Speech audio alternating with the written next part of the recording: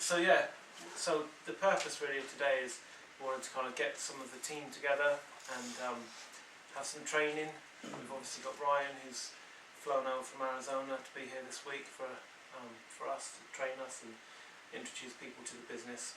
So I'm Ben. So I introduced Jonathan and Lisa to doTERRA about a year and a half ago now. Yeah. Maybe. And at the time, I was really busy at uni and didn't really have a huge amount of time. Jonathan and I went out and ran a few classes and tried to kind of start doing the business. Jonathan was also really busy, so it's only been really in the last kind of 3 or 4 months that both our situations of maybe 5 months have changed, and we've got more time and are able to kind of dive into building our doTERRA businesses. So that's really exciting. Ryan, I've known for about a similar kind of time, about a year. The format for today is that I've got a short presentation to give, and we mainly want to hear from Ryan, so I won't take too much of your time. Jonathan's also got a short presentation to give, and then we're going to hand the time over to Ryan to have most of our training today. So it's totally interactive and informal. So if you've got any kind of questions, then just shout out, and we'll kind of learn and train together. So my presentation today is about the Edge Success System. How many of you guys have ever heard of that? Have you heard of the Edge system? No? Yeah, Jonathan's taught me through. Jonathan's taught you through that? Okay, great. So the Edge system is really a system whereby you can build your doTERRA business in a systematic way. So it's very logical, very systematic, and it helps to kind of clarify any confusion, because there's huge amounts out there about how to build a business in doTERRA. So this is the system that we use. There's a few different systems. So it's called the Edge Success System. So first of all, our success in this business depends on us. The buck stops with us. My business is my business, your business is your business, and you're responsible for that. And that's the same with all of us. If we're successful in doTERRA, it's because we've chosen to be. If it fails, it's because we've let it fail. I've got absolutely no doubt in my mind that anybody that decides to commit to build a doTERRA business and is willing to participate in the activities that build the business will be successful. There's absolutely no doubt. I've seen it over and over and over within my team. So it's there for all of us. The one message really that I want to give over today in teaching this whole Edge system is that complexity kills duplication, and simplicity accelerates duplication. And what I mean by that is, as we kind of go throughout building our business, there's certain activities and certain things that we need to learn to be competent in, and as we do that, we then need to teach them to the people underneath us that are building the business, and we call that duplication. That we duplicate these skills so that our business becomes deep. The leadership within our business kind of goes down and down and down. That's how our business becomes successful. That's how it becomes kind of solid. So if you can take away one thing from today's training, it's just all about duplication.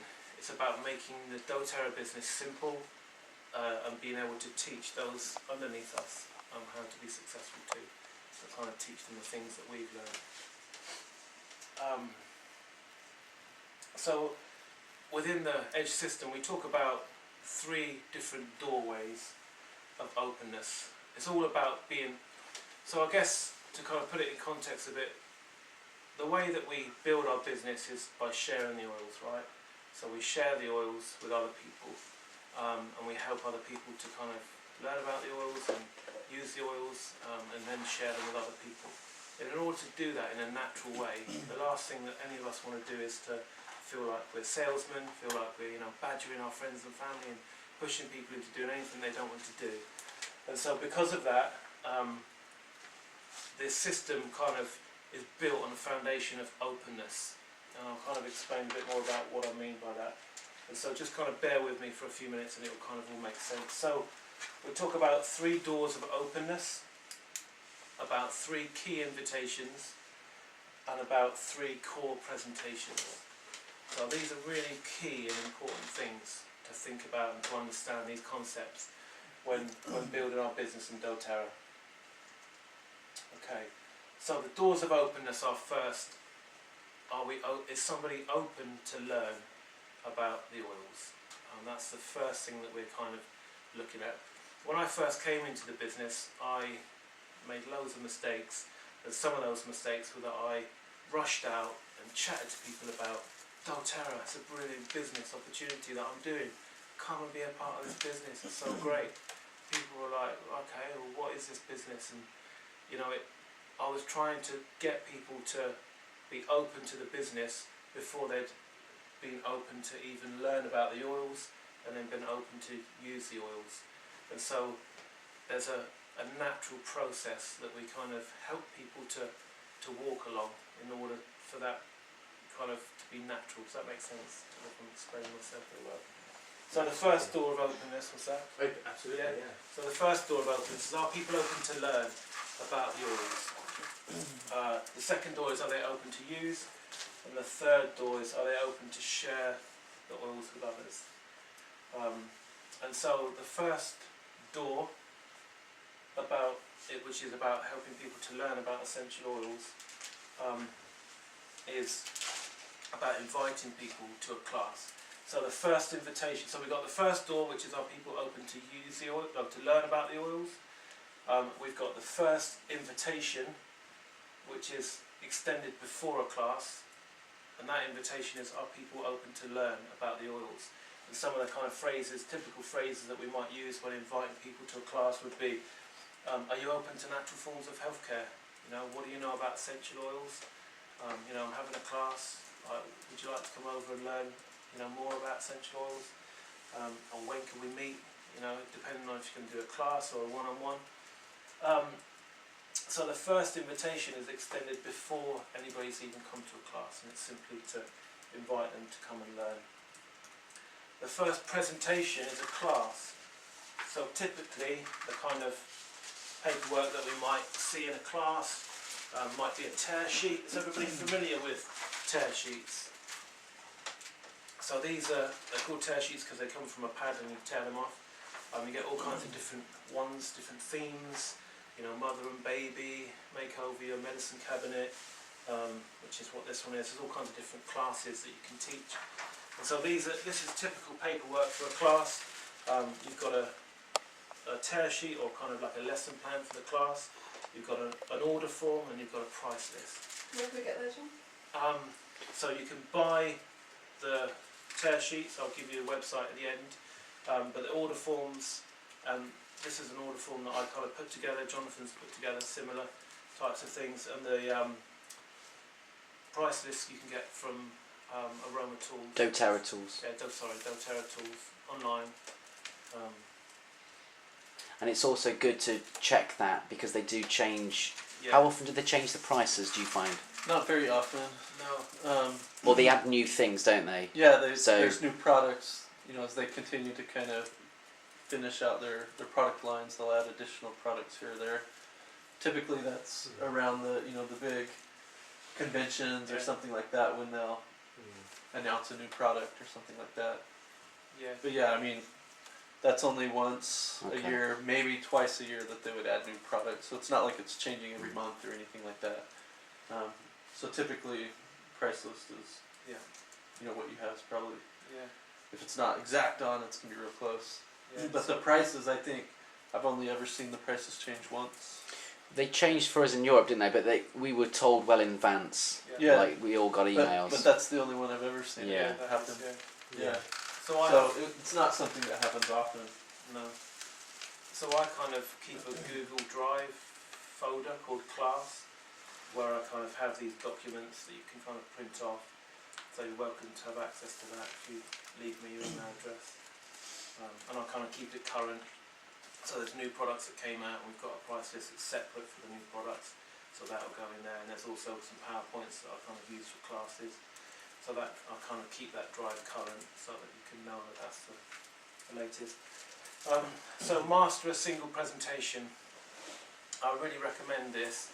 There's so much out there, and there's, you know, once you kind of start wanting to teach classes, there's just huge amounts of information and tons that you want to share with people. So my kind of advice through what I've experienced is keep it simple and just master one class. So this particular tear sheet is like a basic class that goes through some of the oils and some of the kind of key products. Keep speciality things for kind of special events, like you might want to do a monthly event, a monthly class that has a different theme. Some closes for you, yeah? No, I'm fine. You alright? Yeah. Okay, so. That's alright. So that's door one, and that's invitation one, presentation one. Does that all make sense to everyone? Anyone got any questions? The single presentation you were saying to master, just a sort of, would you say to pick a speciality area for yourself, or just have a sort of basic one that you're... I would do personally like a basic class, unless you're pitching to a particular audience, like, you know, mother and toddler, or you might advertise, I'm going to do a mother and baby class and invite specific people to that. But generally, I would suggest mastering like a single class, which kind of goes through the basics. And in all of your class, you want to be talking about, you know, what the essential oils are, you know, certified pure therapeutic grade, how to use them, where they come from. You know, there's some basic concepts that you always want to kind of cover. So why do you think they emphasize that, to master a single presentation? For Anybody guess? I know sorry. Ben knows it. Probably asking me. No, it's okay. I was asking you, but then I thought maybe I should ask everybody else. Yeah. Why do you think it would be important? Just, you know, pick a presentation you like and master that one. It's a bit overwhelming otherwise, isn't it? Because there's so much to learn. Okay. Like, because I'm at that stage, and so I'm just beginning to sort of master that one class, and it makes it a lot more achievable. And then you feel a lot more confident in knowing that class really, really well. So now I'm ready to get on to the next stage. Yeah. Okay. So definitely it can help you out, right? What about everybody sitting in the class? See why that maybe would be important for them. So they can feel the conviction, and they know that if you're mumbling and stuttering and referring to notes all the time, they don't have that confidence in you. So if you know the product, if you can talk with passion and without any script or anything, and you can just talk convincing, well, it's not just convincing, you talk about the experiences you're having, then they're going to feel that, and then that enthusiasm is translated to them, and that's when success breeds success. But if you haven't mastered it, or if you don't understand the message, when it comes to sharing it, people are going to pick up the same feelings, and they're going to go, so if you're unsure, they're going to feel unsure. But if you feel, this is awesome, this is work, this is making it real, and, you know, I'm having these experiences, they're like, oh, you know, people kind of want to feel that, you know. Yeah, definitely. So one other piece that I think that Ben's really trying to drive home today is the duplication piece. Okay, so everybody here is interested in building a business. Well, how you do that is you get your team, you get the leaders, your builders, to be able to do what you're doing. So if you're a great teacher like Ben is, and, you know, kind of natural up in front, you know, one week you're doing this class, the next week you do this class and this class and this class. You know, one of your builders might be sitting there thinking, I can never learn all of this. You know, Ben just does it so well. You know, he knows about moms and kids and, you know, all these things. But if you just stick with one class, somebody's sitting there, well, yeah, I've heard Ben teach this like 4 times. I'm pretty sure I could teach it at this point. You know, and that's what you're wanting. You're wanting people to say, I can do that. You know, I've seen Ben do it 40 times, you know, like I can do that too, like it's not a big deal. And so that's a really important piece, and that's why they say master that presentation, because that will help it duplicate. Yeah. Thanks, Ryan. So the second door. Sorry, and on that point as well, don't add loads of extra stuff into it, because sometimes you might feel like you want to blind with science, for example. But it's best not to do that, because it's a success when you've got people in that class thinking, I could do that. Yeah. And if you make it too complex, like there's a couple of aromatherapists on our team, and one was going down the route of, you know, how should I teach it? I want to condense all my knowledge into one class. And I said, yeah, but for this, to grow your business, it would be best if you took off your aromatherapy hat and you just spoke as a mum and kept it simple, because then people will feel, I can do that. Yeah, definitely. Yeah. Mm, I taught that's right. one class, and at the end of it, I was kind of going around talking to the people and asking them what they thought of the class. And I spoke to this one girl. I said, you know, what do you think of the class? She was like, yeah, great. And I said, you know, did you want to open a wholesale account? I was asking her if she, you know, if there's oils that she wanted to try. And she was like, yeah, and I want to do what you did. I could do that. She said to me. I was like, yes, perfect. Yeah. You know? Awesome. Do Yeah. that. And that, I thought, right, I've got it right at this. You know, Yeah. I've done something right. I think she even alluded to the fact that, you know, she thought I she could do could it a better better. job. Perfect. Great. Yeah, you can do all mine. So yeah, that's so key. That's where you want people to be, feeling like, yeah, they can do this. So the second door is are people open to use? So when people are in your class, what you're trying to help them to feel, or you're trying to decipher is, are they open to use the oils? And the second invitation that we extend comes at the end of a class, and it's an invitation to use the oils. And so typically, you know, the way that I do it is I will talk to people and say, you know, what did you like about, or did you like the class tonight? And I've never had a no yet, touch wood. So people generally will like the class, and my second question will be, was there oils that you were interested to try? And they'll be like, yeah, you know, and through the class they'd tick some oils that they were interested to try. And then I'll talk to them, they'll at that point normally volunteer those oils, and I'll, you know, say to them, would you like to open a wholesale account? And it kind of goes from there, and people will at that point start to either say, you know, no, or yeah, I'd like to try these oils, I'd like to purchase them and try them. And so that's the second invitation, you know, are you open to use? And that naturally becomes apparent at the end of a class. If people are open to use and they kind of open a wholesale account, you know, they enroll, at that point the next step is I always kind of give them a heads up on this one, kind of in the class, and I'll say to people, you know, once you've received your oils in a few days' time, I'll probably give you a ring in a week, and arrange a time that I can come by, log you onto your account, show you how it works, and kind of give you some more information about how you can you know, optimise your account, and show them some of the other product ranges. Because in a class, you know, you don't expose everybody to all of the products, because it would be a 3-hour class, you know. So there's only like a taster really in a class, and there's a lot more that people kind of won't know about. And so at that point, I'll give people a heads up that I'm going to be contacting them again and setting up a time to come around and speak to them again.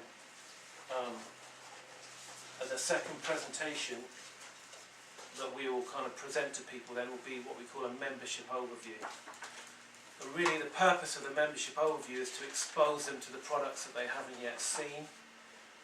Typically people might buy kind of a kit, so they feel like they've spent £100 or a couple of £100 on some oils.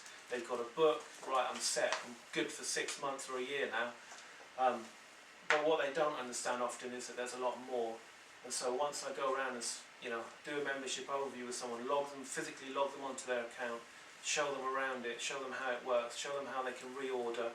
I will talk to them about some of the other products that might be relevant to them, which this presentation goes through. So this is more a one-on-one, more of an intimate kind of situation. And then I will teach them about the loyalty rewards program at the end, which is the best way to buy oils. So in a nutshell, it's the monthly order that you can opt to set up, where you can get a percentage of that order back in points that you can buy free product with.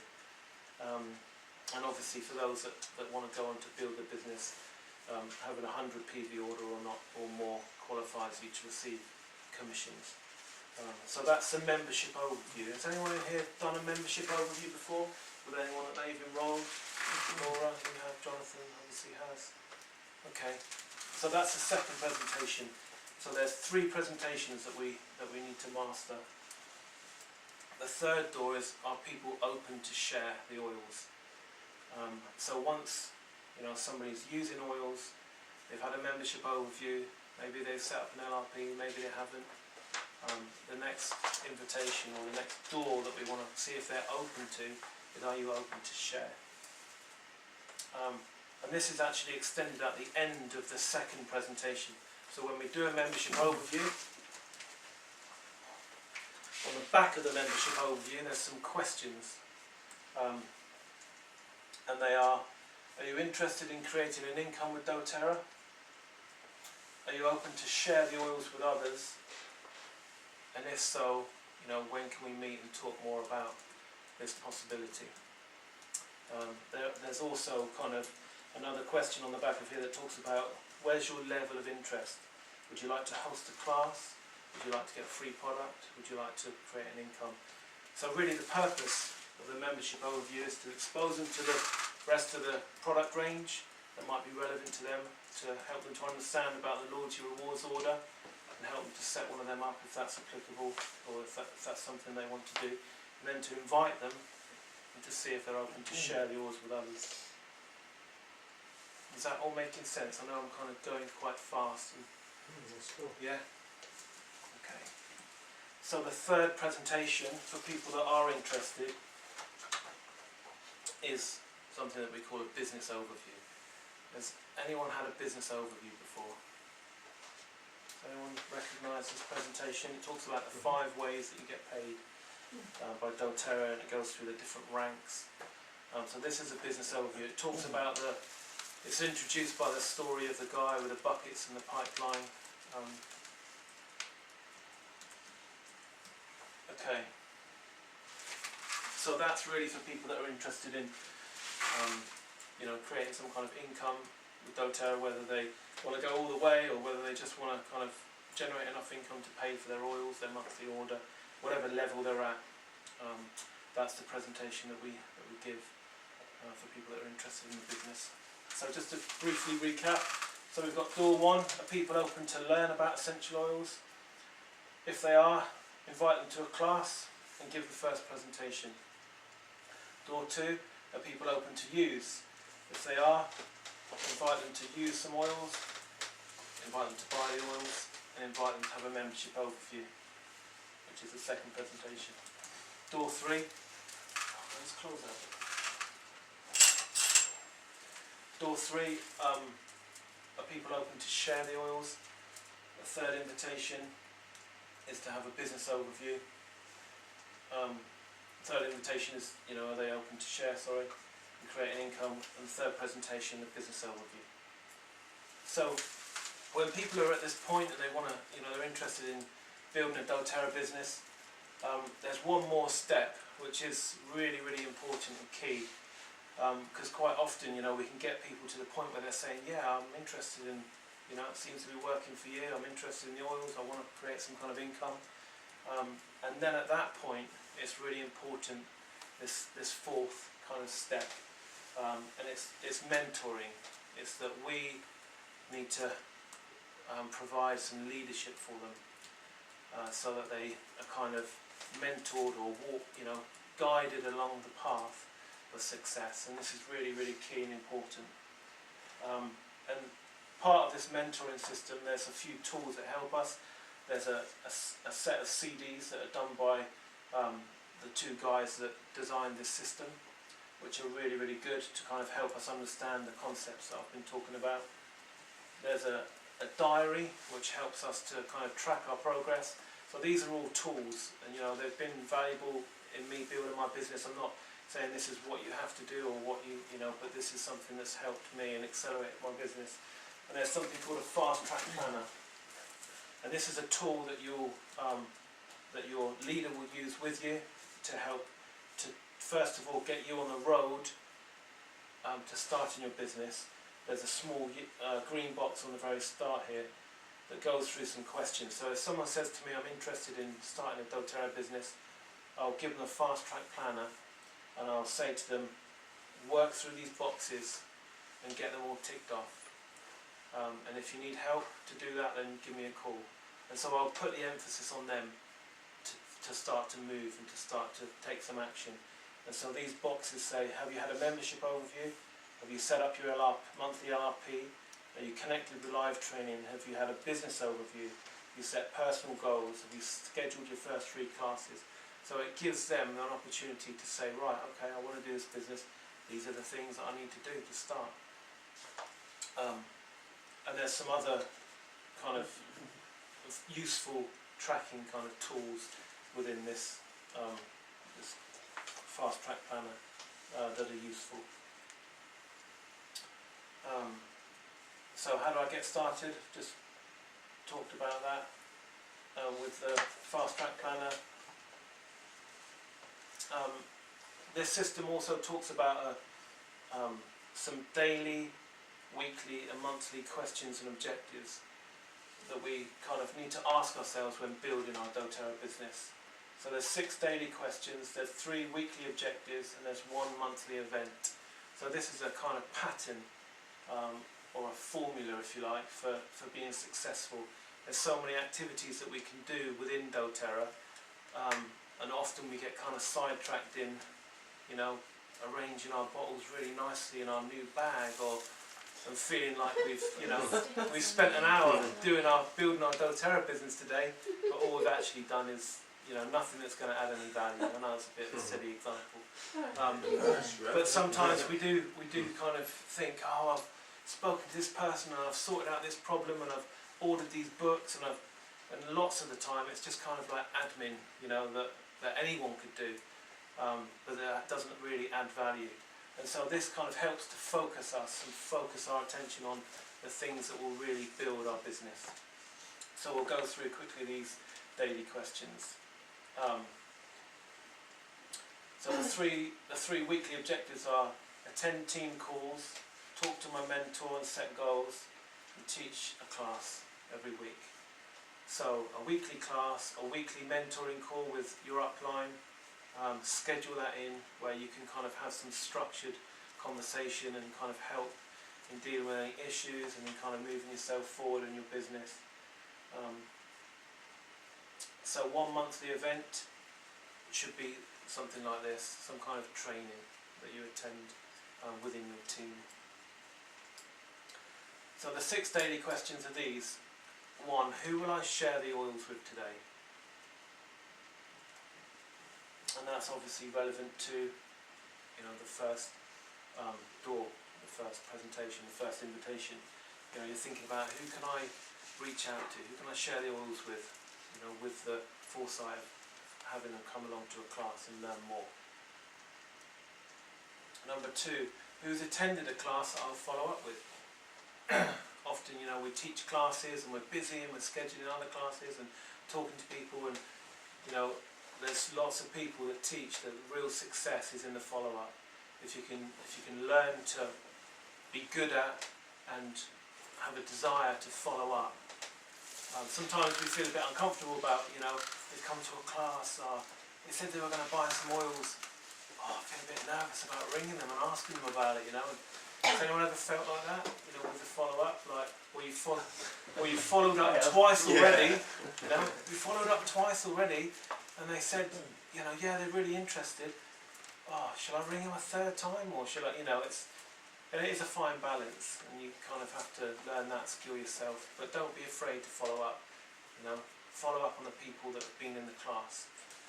Think about these people, keep track of them, you know. So who will I follow up with? And you're kind of, that's obviously relevant to people that you want to get to use the oils. So they've been open to learn, and they were open to use, but they haven't quite, you know, put pen to paper and decided what they want to try or what they want to order. Who's enrolled that I can help better understand the loyalty rewards loyalty rewards program? So again, that's, you know, membership overview kind of territory. Who is there that I can invite to kind of have a membership overview? Number 4, who's using the product that I want to talk to about the business? So, you know, when people they've come to a class, they're using oils, you know, they're loving the oils. Don't be afraid to take the next step and say, look, you know, are you interested in sharing the oils with all your friends and family? Have you thought about creating some kind of income from doing that? You're doing it anyway. Most people at that point, when they're using the oils, are fairly open to at least hearing about how the business works. And so, again, you know, don't be afraid to take that next step and follow up with those people that are using and see if they're open to sharing. Can you kind of see how this is starting to fit together and be like a natural kind of process and system Yeah. for helping people along within your business. Okay. Do you know what that cookie's for? Well, I just saw that. I just thought, oh, I'm feeling hungry all of a Yeah. sudden. Girl Scout cookies. Do you guys have those here? No, we No. don't. Oh, in the U.S. That's the best one right there. Is It's, it? it's a Samoa cookie, but it's like coconut and like a little caramel or something. I don't know. You didn't Chocolate bring any? on the bottom. Like a I had a whole package on my flight. It just disappeared. No, this is just a reminder to remember who holds the cookie. If you have this cookie that you just love, and and it's just so good, why do we feel nervous to, why would I feel nervous to ask Jonathan, like, hey Jonathan, would you want one of my cookies? Like, I love these cookies. Yeah. You know what if he says, no, I don't want a cookie? Okay, great. I get an extra one, Right. right? Yeah, exactly. But sometimes we kind of have it like reversed, where we feel like they're holding the cookie, and that we're like, hey, I hate to bother you, but could I steal a moment of your time to like kind of ask you if you'd be? You gotta remember, you have the cookie. Like, you have this business that is so amazing, and it can bless so many people's lives. Like, why wouldn't you ask them? Too right, yeah. If they say no, it's like, okay, it's not for them, but I've got the cookie, right? Like, I know I hold something of value, and I want to share that with other people. Has anybody ever been nervous to tell somebody about a good movie they saw? Well, in case I didn't get the same. Have you been Response. nervous that the person's No. like, oh yeah, I thought it was I rubbish? guess I have. Yeah. Yeah, I guess I have. Oh, have you a bit? Yeah. Okay, so like typically, like we don't really hold it quite the same way as Yeah. we don't get quite as nervous as we would, maybe in this situation, like, oh, asking the big question, do you want to do would you consider earning income with doTERRA? I don't get nervous before I ask, but if I really, and then they go, oh no, I didn't hate I the fell film. asleep. I'm It was like, rubbish. I just go like Interstellar. Has anyone seen Interstellar? Love Like, Favourite, you're gonna it's tell our me you favourite. don't Loved like it. it now. Just, Yeah. Everybody's like, it's rubbish. Should watch it Some now. people I've got it. said Should we to watch me, it? a few people said to me, I didn't care for that one. It went on too long. It was too long. What? Yeah. It wasn't long enough. Feel a bit hurt. Maybe I need to let go of that. It's like, Yeah. I think it's kind of taking the emotion out of it. When Yeah. you're really emotionally attached to something like the oils or your business, it's easy to fear that rejection or that kind of someone saying no, they're not interested, and sometimes that can hold us back. But if we were physically passing cookies round and someone didn't want one, there'd be You're no not offence attached to with that. that. There'd be Yeah. no, and so I think that's the concept that we're trying to. Now if they like insulted these cookies that you spent 4 hours And they baking, threw them on the like, floor. yeah, okay, Yeah. you kind of get that, right? Yeah. I guess you might only be apprehensive to share the cookie or the doTERRA thing on holding back if in the past you've maybe shared too much, and if you keep it cool and just share a couple. I've had this ailment and I've been using this and it's worked. Have you got any ailments that or Yeah. anything in your family that this worked and this worked, and so you're sharing about success. So Yeah. but I guess I've spoken to some people and I felt like I've shared too much or I've not gone from the right angle. So I'm like, come on, Dan, take a I reality. just Take vomited a on reality. them. Yeah, I Everything. need to take a reality check and go, right, this is completely wrong. I know exactly how I should be doing it. Yeah. And I need to sort of keep it real. Yeah, Just that's a keep good it point. cool, and then it hits them at the right level. Yeah, I like that. If I go into business and everything, then it's like you said, it's jumping the steps, isn't it? And Jumping the gun. Like, Yeah. don't know what the politics yet. But there is the underlying factor of you're going to make money from, because if it was purely I'm selling essential oils, you can go and buy them from the shop. There is a difference between that and Sure, there is. and I find there's a sort of that somehow can toxify the interaction, and the moment anybody sniffs any of that, Yeah. and that's why the whole thing about being upfront is good. But it is, I think I have had people just go, Yeah, no thanks.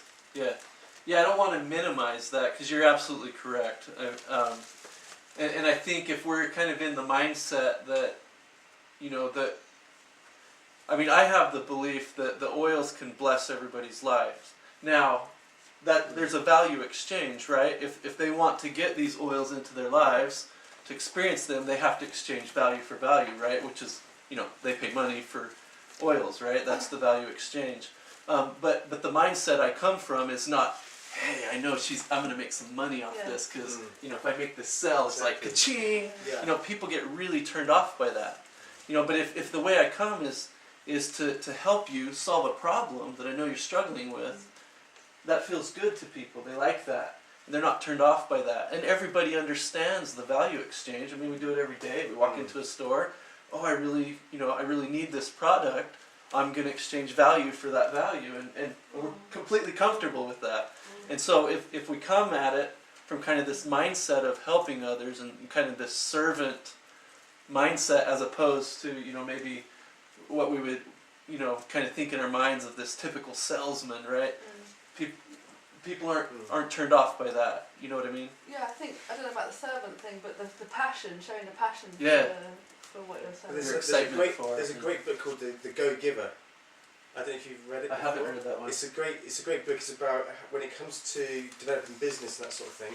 People think that if you're in the mindset of it's all about the dollar and that you know people will soon check out your their understanding of motives. But if you're about serving others and you're helping others, you're like, oh, hey, check this out. Like, when I was in my last job, I had the doTERRA stuff, and they're like, we'd gone for a hike, and some were sleepy, other people, and I had a whole, try some of these things, and I'm just like, I'm like, try it out. I wasn't saying, oh, there's 10p for that drop, can I have 10p please? I was like, oh, just check it out, check it out, I'm like, just freely sharing and giving. They're like, hey, check it out. I'm like, that's really cool, Dan. Oh, it'd be cool I like that, that's cool. I'm like, yeah, sure, Obviously my bad is I didn't follow up, because I was so busy with my new job at the time. But that's the principle of the Go Giver is giving, and it swings roundabouts as it comes back at you. Yeah. So if your motives You are get right, value for value. yeah, it's like you're helping and sharing. That's a different motive. The money is a consequence of them picking up your kindness. That you're like, I want to help out. Yeah, but can I just pick you up on that? You No, said do that you were busy with your new job. Was there a bit of a charge for you then phoning up and saying? Oh no, they all come to me saying they want to get stuff. I'd never actually got my complete hands up bad. They said, oh Dan, I'd like to get some of that stuff. I'm like, oh yeah, you can get it on my website and that if you want to. But I never gave them my details because I was just busy with me being completely stressed out with my new job and juggling everything. But I never picked up their buying signals, which were, oh Dan, thanks for sharing. Can I have some? The verbal ones. Yeah, Can I buy that? And it's just smiling back. And as well, Sorry, what? No, you go first. I was just going to say about being transparent. You can say to people, like I like that article that you think that. Where did you find that post from, or something you read? Marketing for hippies. Yeah, about being It's really good. But it was just Isn't it? about being Yeah. transparent, saying to people it is an MLM and I will make money from, but taking that kind of taboo about it and owning it, and I'm just trying, like with network marketing, it's instead of all the money going to, like when you go into a shop and everyone's got a problem going into a shop, and yet the shop workers aren't going to be climbing up to the heights of where people at the top are. It's just it's a business model which just means that all the profits are shared and that anybody at the bottom can climb from wherever they are. But I just think it's like what we have in our minds is we just see people like people But it's want, changing. but I though. think I think it'll get better and better. and just being more proud of and owning that you're part of network marketing and not feeling like it's anything to be ashamed about. Yeah. That's how I feel for me and my kind of Yeah. journey, that I'm not going to feel ashamed that I'm in part of network marketing. I know for myself that I've got integrity, that I love the product, and that it's not There was something else, like Lisa, I'm though. pretending to like the product because it's money driven. Yeah. I don't So know. what you've got to be careful of, though, is this. When it comes to saying the word, it's always a tongue twister for me, is network and marketing and that. Is people instantly think of the person who's first introduced it, they get all the money.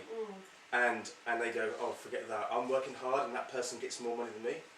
And there is that initial thing in the psychology of an individual.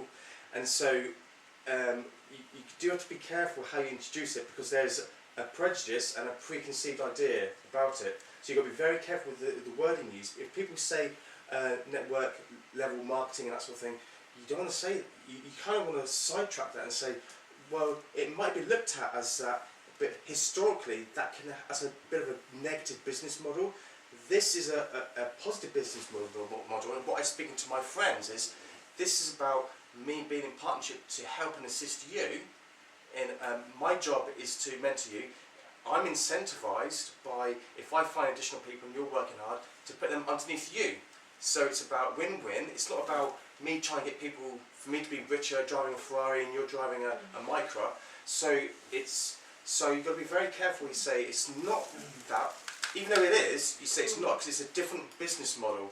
Yeah. And so preconceived ideas in England, they're like, what, the big cat gets fatter and richer, and we are working hard. So you've got to be. That's my opinion, though. No, I mean, I I'm say- only saying it. That to me. I'm only Yeah. saying, give the heads up. Don't say it. Just say it's no, it's not. It's about partnership. I need to say you can work harder. And if you work harder, you can be on tons more money than me, and I'm happy with that. You do whatever. You know. Yeah, and in my experience, if somebody asks me directly, hey, is this a network marketing thing? I will always tell them, yeah, it is. However, I have found this particular company, to be different than what my perceived kind of notion. They kind of just set them at ease that, look, it's different than maybe what you were thinking, but I'll never tell them, like, no, it's not. Because then what happens when they realize it is? Yeah. Then they're like, oh, he lied to me, he's not in Double-crossed integrity. me. Yeah, he tricked me. And so I will always tell them, but it's not something that I stand up at the first of the class and say, okay, thank you everybody for coming. I just want to make sure everybody knows this is network marketing, because some people could care less. But the very fact that I bring that up, they start thinking like, oh, yeah, it is network marketing. Yeah. I remember I had a friend that he really didn't like network marketing. Maybe, maybe I should be a little wary of this. True. I don't offer it, but if somebody asks me, is this multi-level marketing? I'd say, yeah, it is. And I love it. Let me tell you why. Let me share some of my experiences with it. And people can kind of start to feel that the culture in this company is quite a bit different than maybe some of the companies that they've had some experience with. And so I definitely would not want you to kind of feel like you need to trick somebody or and I don't even know that you need to really dance around it. I think you can just answer it. Yeah, it is. But let me tell you why I love it. Yeah. And you're going to have their ear. I mean, they asked you the question, right? So you have a chance to kind of explain why you like the company, why to you it's different, why you found it to be different. And typically most people are okay with that at that point, like, oh, okay, I'll listen some more. It's not like they're like, What have you found in your experience so far?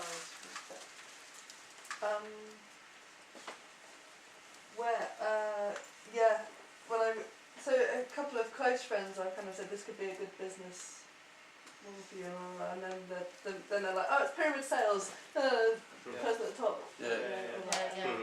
I mean, I haven't sort of figured out the thing that I would say next, so I'm quite. So if I had a suggestion, especially for your close friends, unless you've got a lot of what I like to call relationship capital, where you could just pretty much say anything to them, you're not going to ever offend them or put them off, because you already have this relationship capital that's completely built up, right?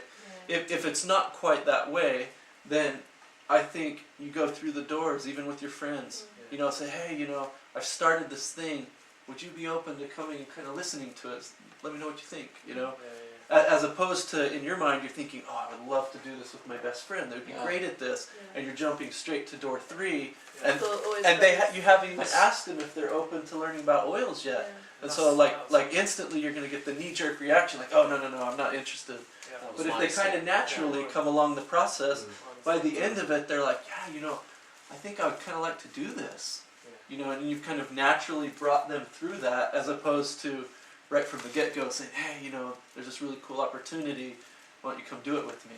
Now, I will say that one of our biggest builders was my wife's best friend, and she literally just, rung her up and said, Janice, you got to do this with me. It was like, okay, well, tell me what it is, you know. And but they had that relationship; they could do that, right? And that's pretty much what I did with Jonathan. Yeah, right. Aw. But you guys kind of already knew each other. But when So me and Ben, you have that capital. You know, if Jonathan wasn't interested, he'd say, "Oh, Ben, you're crazy. I don't want to do it." And Ben would say, "Oh, I thought it was worth a shot." me and Ben were really, were close enough to like, I would listen to anything that you wanted to say. If it had value to you, then I would seriously consider it Yeah. as well. But when both of us went to the 2014 convention, we came home really excited, and I said, "Well, I want to talk to this person, this person, this person, this person, to come and do the business," and none of them. And what that did to, none of them were interested, and what that did to me, it kind of knocked the wind out of me a bit. Yeah. And then for the next 6 months, I didn't really do anything. Yeah. And then I started to realise about the doors. So However, we weren't taught this at the beginning. me and Ben just tried to figure it out all Yeah, with so ourselves. we kind of didn't realise about the openness, and it's since using this kind of system and understanding that people need to be open, it makes such a massive Yeah. difference. Although I'd like to say that that's always the rule. That's like the default. Yeah. But you will get some people where the business side will be more attractive to them first. Yeah. Like the person that I went to speak to straight away, and she wasn't interested. And she was like, her and her husband were close friends of ours, and I'd been in business with them before. But now, a year later, and I didn't say anything else, just left it for a year. And I spoke to her about it a year later, and now she's on board and she's doing really well. That's Heather. Okay. And so, but for her, it was, my approach was still the business side first, because we had that relationship capital. I'd say that's Yeah. what we had. But then she still was sceptical until she had some of her own oil experiences, and then completely come on board. Yeah. Channy, what were you about to say to me? Also the fact that that's how you came into it, and, Yeah. and I kind of Yeah, that's our As first well, contact, yeah. wasn't it? Exactly. Yeah. And some people are open to a Yeah. business. Yeah. And so that door is open, that third door, it's wide open. They're saying, yeah, there's a business. Like, let me see it, let me hear it. What is it? Yeah. Yeah, the idea is not that you would never go to door 3. Right. If somebody tells me, hey, I'm interested in this business, I'm going to say, well, hold on, let me get you to class first. You know, after that, I'm going to do a membership of, you know what I mean? Like, I'm going to talk to them about the business because they've already told me, yeah. hey, I'm open to the business, which kind of implies all the rest, right? Yeah. But I'm not going to approach somebody and ask them about the business necessarily Yeah. from the get-go. I'm gonna take them through those doors unless there's an indication that, hey, they're open for the business. You know what I mean? Yeah, definitely. Definitely. But Alright. I noticed. Sorry, go on. No. I was gonna say, I'm going to say your group that you set up on Facebook, and you had quite a few people saying, and that wasn't about the business, was it? It was just about, hey, I'm doing this now. You had quite a few people who were saying, yeah, I'd like an oil for this, I'd like something for this. Yeah, I saw. So- I was like, me and Jess, my wife, were like, wow, who's this lady? No way. Check out all these people that are like straight away kind of responding to you. Who are open to that first. Yeah. They're saying, But then- wow, I'm glad someone's doing doTERRA, and Yeah. like, I want to know about these oils, and I can't remember the exact comments, but it was like straight away people were kind of open. And that's good. So the Yeah. first thing to do is to invite them to a class. Yeah. Naturally, yeah, it's great. Brilliant. So I guess all of us hate the salesman, right? Like if the guy comes, Except for Dan. We love you, man. no, Feeding it. if we're walking down the high street and there's some people selling the clipboards and we want to avoid that eye contact, don't we? I know it's just natural, it's like human nature. No one likes to be sold to. But all of us, well, maybe not all of us, but most of us, like to go buy things, right? Someone said to you, here's £200, go get yourself some new clothes. Who of us would say, oh, I hate shopping? Or even if we did, we'd get on the laptop, right? Online, man. Don't even have to leave your home.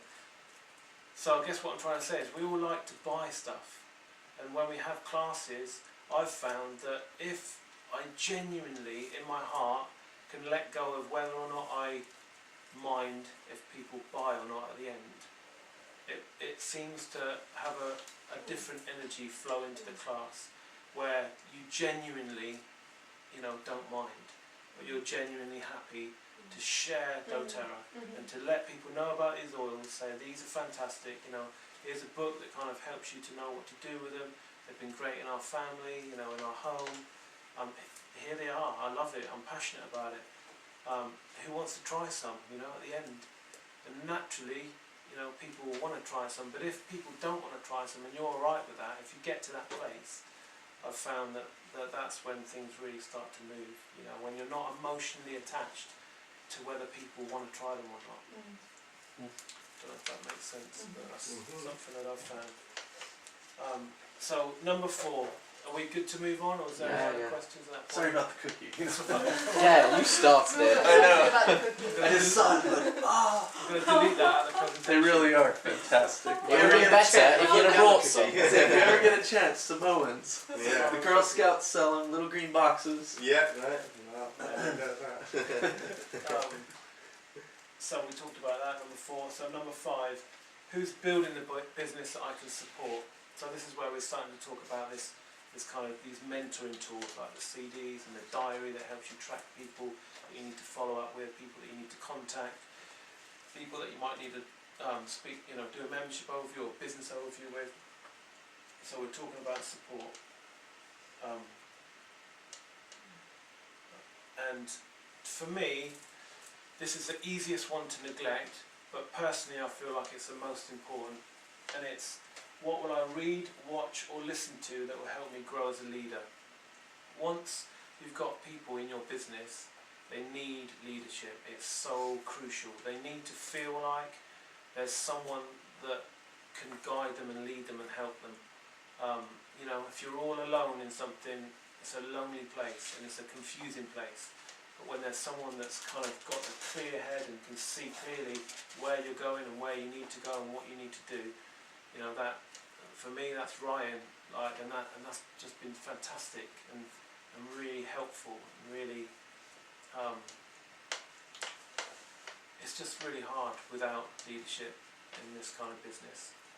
Jonathan and I, you know, before I kind of got hooked up, if you like, with Ryan as kind of my mentor, before that we were kind of on our own, Jonathan and I, and we'd stay up all night like trying to The devise most fanciest PowerPoint a presentation. presentation or trying to figure out how we were going to do the next event or where to go, and it's just a world of information and a world of opinion out there, and it's very confusing and very daunting and discouraging, isn't it? Yeah. We were discouraged Yeah. after months and months of trying and not really having much success. But once you can kind of see clearly and you have someone that you can go to, you know, or that you can mentor with weekly on a phone call or meeting them, life just becomes so much easier. You kind of have direction. But this personal development piece is really a very key part of the puzzle.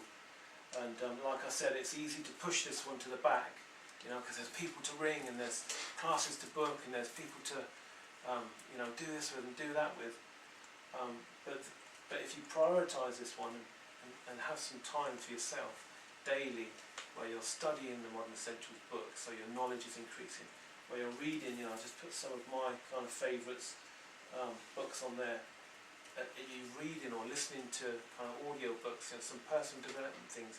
You're moving yourself forward in your development as a leader. That's really, you know, what this business is about. It's not really about the oils. It is obviously, because that's the business, but it's about kind of leaders, and that's what you want to duplicate. You want to develop yourself as a leader, and you want to be able to teach that to the people underneath you, and then they can teach that to the people underneath them. And as you do that, your business becomes stable and becomes firm. And I've got kind of legs in my business where this happens, and it's great. And I've got other legs where it doesn't happen so much. And you know, the leaders that are not able to duplicate down within their lines, they have a right nightmare, they have a headache, because there's lots and lots of people that are all shouting and relying on them, because they haven't kind of built the leadership within their team. They're always getting the flack from everyone. Do you see what I mean? Everyone's kind of on the phone to them or texting them or messaging them about things that are going on within their team.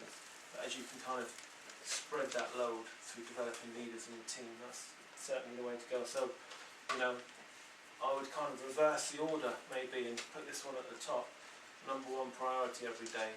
And don't feel like this isn't going to add value to your business, because it is. On its own it won't, You can't just sit reading the modern essentials all day and expect your business to grow. You've obviously got to be involved in the other activities that add value. But this, for me, from what I've seen in my experience, is a key piece that you need to prioritise daily, your own development. So maintain regular contact with your leaders, make sure that you're in touch. If I haven't spoken to Jonathan for a few days or a week, I feel that distance and I need to get on the phone, or we need to kind of get back in touch about what's going on, and it feels like that needs to happen, right? Yeah. Good answer. Well, it does, any relationship, you've got to put time in, you've got to be consistent, haven't you?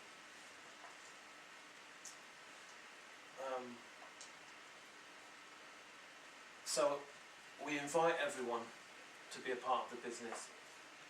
We work with those who move towards us, and we mentor the committed. And this is really important. If you have got people in your team that you're trying to carry, that you're trying to push, that you're trying to drag along, it becomes really hard kind of drudgery.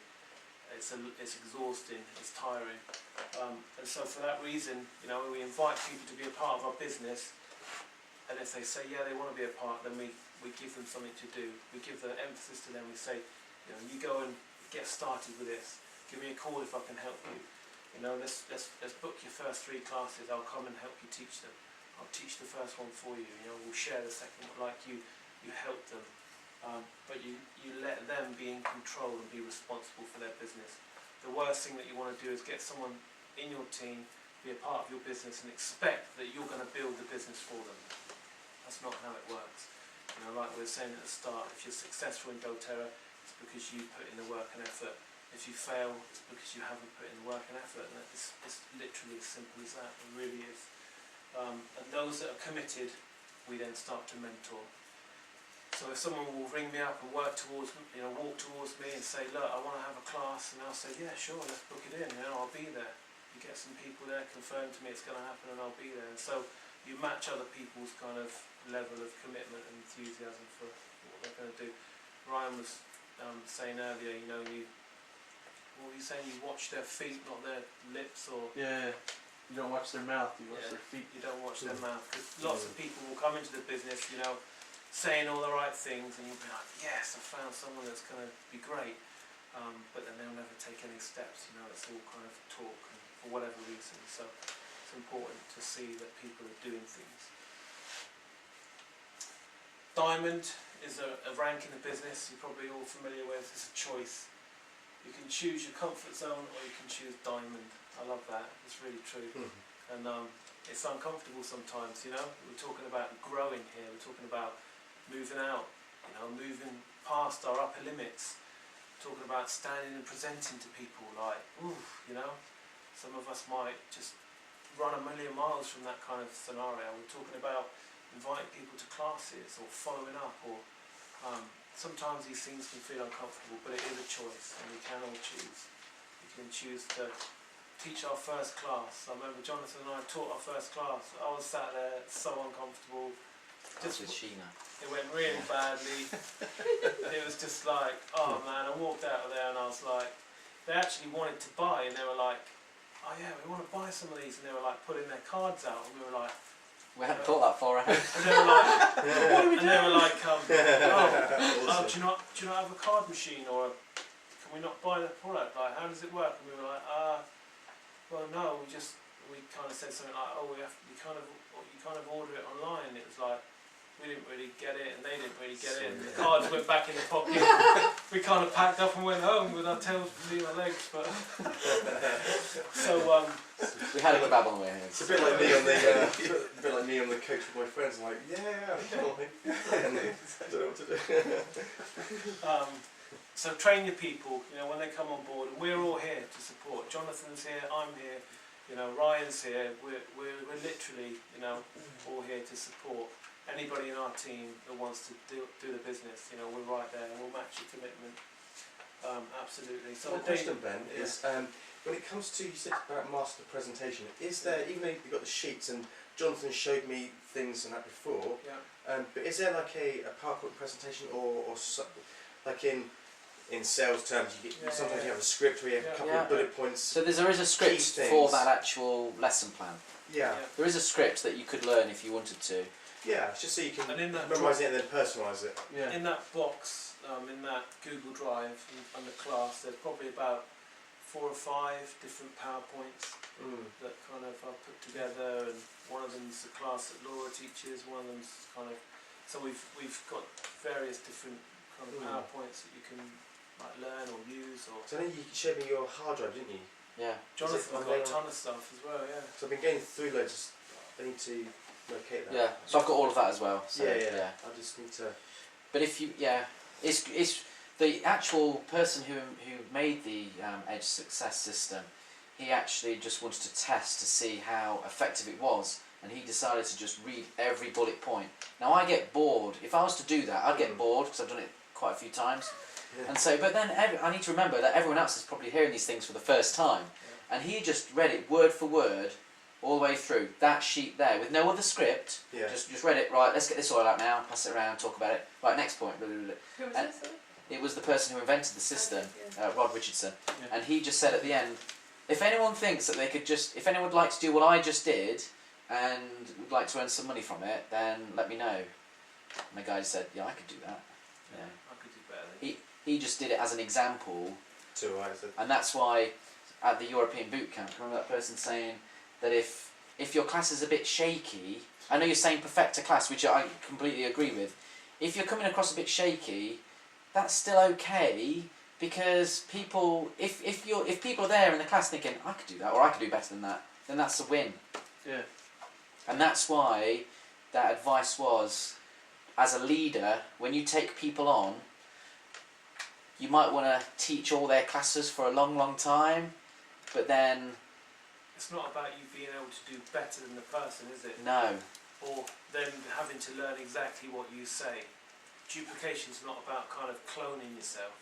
It's about teaching the skills that you've learned and letting them do that in their style and in their way. Yeah, I think I got some- we can all bring something slightly different, can't we? Exactly. We're all different personalities. Yeah. We can You're use gonna our own reach different creativity. people, Yeah. And if Yeah. you know the things I say might come out of your mouth and sound ridiculous, do you know what I mean? Like, because you'll say it a different way. No, I'm not. Yeah, that's they're not not Especially specific when you to said I was talking to my wife. Yeah. Well, the things that Ryan says when he does, you know, the presentation that he'll give tonight. If I said those, it would sound like ridiculous, you know, Yeah. because I'm not him. And what I'm trying to say is, like, sometimes that might put people off as well, feeling they want to be cloned, because it's great that we're all different and we've all got our own creativity and we bring Yeah. our different personalities to things, and there's room Yeah. for all that variety. But like you said, duplicating. Yeah. What did you just say? The skill. Yeah, like there's key things that you need to learn, yeah, like these yeah. presentations, Which are- 3 which you presentations, duplicate. you know, and Yeah. Something I've been dealing with someone who's got learning difficulties. Not learning difficulties as in, but think of the word now, dyslexic. Like dyslexia. Exactly. And as I was speaking to him, I was just saying to him, so you know, there's so much I need to learn. He's a very practical person. I said, you know, the cool thing is, you can buy the book for 30 quid or whatever it is, but you can get the app for £5. I said, you just type in the first couple of letters or whatever the word is, you know. We can go through and scroll through to different the essential oils, just learn about 1 or 2 things, and there it is, and he's got one little line about a couple of things, and it's so simple to use. I said, I'm not a qualified person. I said, the cool thing is, so you kind of, I guess with that duplication, it's reassuring, saying, these are the tools that I use, that you use, and it's simple, that anyone can use. Yeah. And you just flip through, there's pictures of plants and whatever, you know. What really helped me was your point, Jonathan, was that we're here to teach people to empower themselves. Exactly. So I don't have to have all the answers. Yeah. Exactly. Yeah, that's right. I just need to show them how to find the answers themselves. Yeah. That takes quite a lot of pressure off. Yeah, Yeah. and Definitely. And often, you know, we'll have a class and somebody will say, you know, ask the most basic a question like, oh, what would I use for a To a help headache sleep or a at tummy night. ache or and, you know, And you'll know what it is. you know what it is, but I will often say, well, let's have a look in the book, because everyone will have a book on their lap, you know.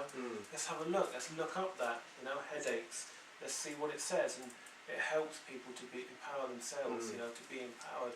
Because what you don't want is to be the expert, because then you get the phone calls, oh, what do I use for this, what do I use for that, what's best for this, and you know, at the end of the day, we're not the experts, the book's the expert, and as long as you kind of help people to, And if To people see have and lots use of that. real like questions about really in-depth questions, Yes.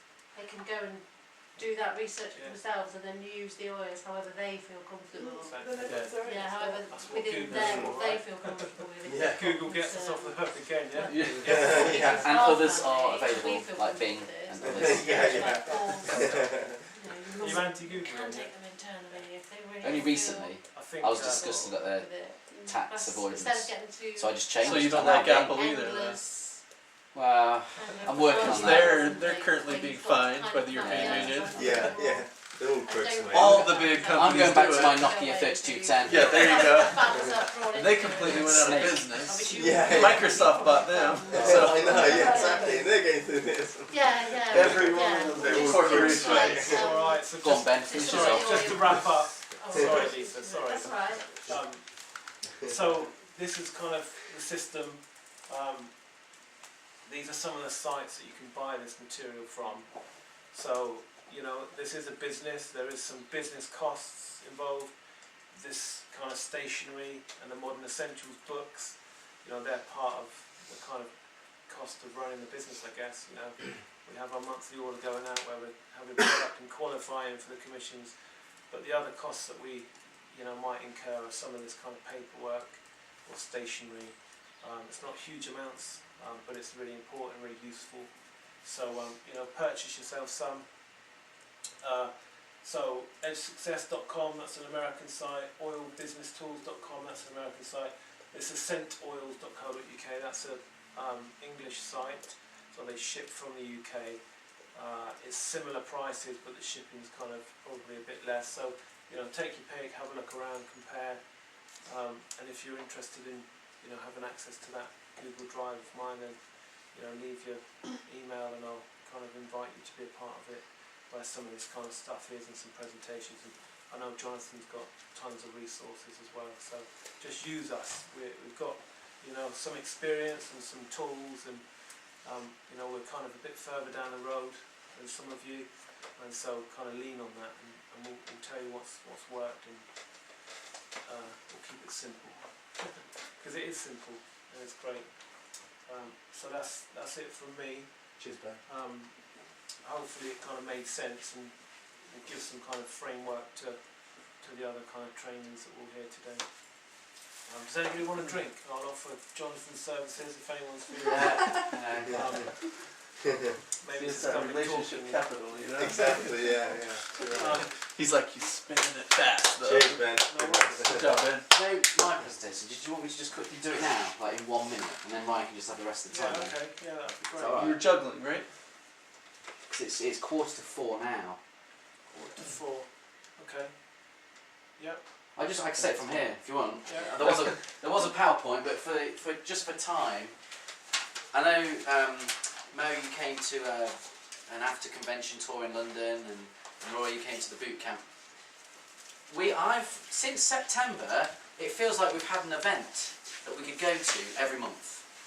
So September was the convention, then October you came over, then November was the tour, the one in London, then there was another one in London as well. Then in January there was the boot camp. February, Ryan's here, and I just want to say just how important it is to come to events. And you don't need to come to any of them, you don't. But for me, and I think everyone would say this, that they are really a key role. It just helps you to get a better vision, a more clear vision of where you need to go, things you need to do. But I find as well it's a great event to invite people. Like at the American convention in September last year, we felt that we needed to just get some people there, and so we tried to make a few things and juggle things around, but you don't have to do that, but it worked. One of the people that we took has really come on with this. Now, we didn't have to get her to America and pay for that, and ask a few others to help us with that, but we these events are really important, and if you can, so there's quite a few events. So there's one in Prague coming up, which is the European Convention. Some events are put on by doTERRA themselves, and some are put on by the leaders, like Ryan and others. Okay, so we've got the Prague Convention in June, which is the 4th and 5th of June, and then on the 3rd it's a boot camp, which is like it's a real good training day.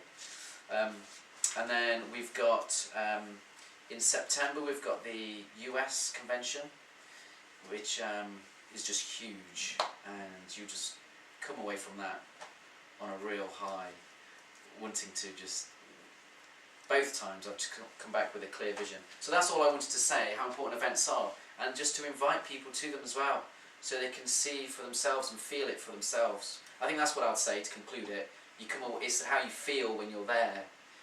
And I've been so impressed with the integrity of doTERRA, and I've learnt that the most at events, which has made me want to completely, I want this, I really want this, feels so good, and I want to be part of it, and that's what I say. So look out for the events. All the events, when you log in, you'll see the events from doTERRA on there, like the European Convention, but also to look out and listen out to the other events like in London or these events. And so that when Ryan, because Ryan, you've been over, you came over in October and 3 so times now, yeah. yeah. So and you might continue that. I'm not holding you to that, but you know. No, I plan to. Yeah. Well, So when Ryan or Danny, his wife, come over, it's a great opportunity for you to invite some people to feel that too. But let's make the most of events. That's all I'm saying. Yeah. Thanks. Thanks. Which presentation do you pull up? Yeah, I guess it kind of depends on how everybody's doing, what time, how much time do we have? We've got time. Ben went ahead and got a little long-winded there. Oh, sorry. No, I started talking about cookies and just... Let's do it. Cookie Yeah. talks. Would anyone like No, a drink? I hope it's been useful. I mean, my opinion is, you know, it's better to have a discussion and talk about things that, you know, are actual concerns and questions of your own, as opposed to let's make sure we get through every slide, right? So I guess that's kind of where I'm at. Is what do you guys? I have a couple presentations. One's kind of about teaching classes, so we're talking about the first presentation a little bit, and you know how to make the invitation to to get started to use the oils. So I have one that kind of talks about that. My other one more talks about identifying builders. I kind of share my story, our journey, and kind of what our experience has been, and then use that as kind of a little context to talking about you looking for builders and kind of identifying builders for your teams. So what sounds like the best use of your time? Like which direction would you guys like to kind of go? Builders. Pardon? Oh, builders. Yeah. Well, I mean, what That comes would to be my my mind is I've got like a list of 100 people, and I'm just slowly going through that list, and that's so for me. Builders is one thing which people will come as I go through more doors, but I'm kind of at the early stage, and so for me, I'm kind of thinking, I want to be improving that process, even though, and a lot of the time it's on the phone, and so they're a long way away, and it's trying to let them have an experience when they're a long way away. It's, you can't smell. You have to use the post. Yeah, exactly. Yeah, you can't smell lemon. On that, right? So it's If I difficult. want to say something real quick, Yeah. Okay. we met someone on the internet, and I wouldn't do this with everyone, but we just got a really good feeling, didn't we, with Colleen? Oh yeah. And so we put a package together, and it cost us, Mm.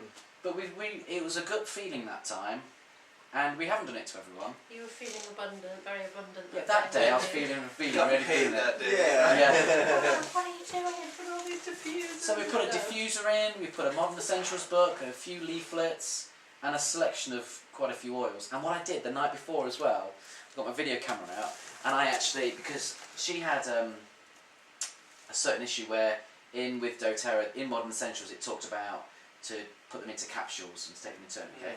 So I actually did a video recording of how to do all that and how to use the Modern Essentials book. So that Sweet. took a lot of time. I wouldn't do that every Yeah. time. Yeah. But I was like, burnt it onto a DVD and put it in the package. And she was really Fantastic, impressed. Yeah. And I wouldn't do that every time, but for her, it did. And she is joined and really starting to get into it now.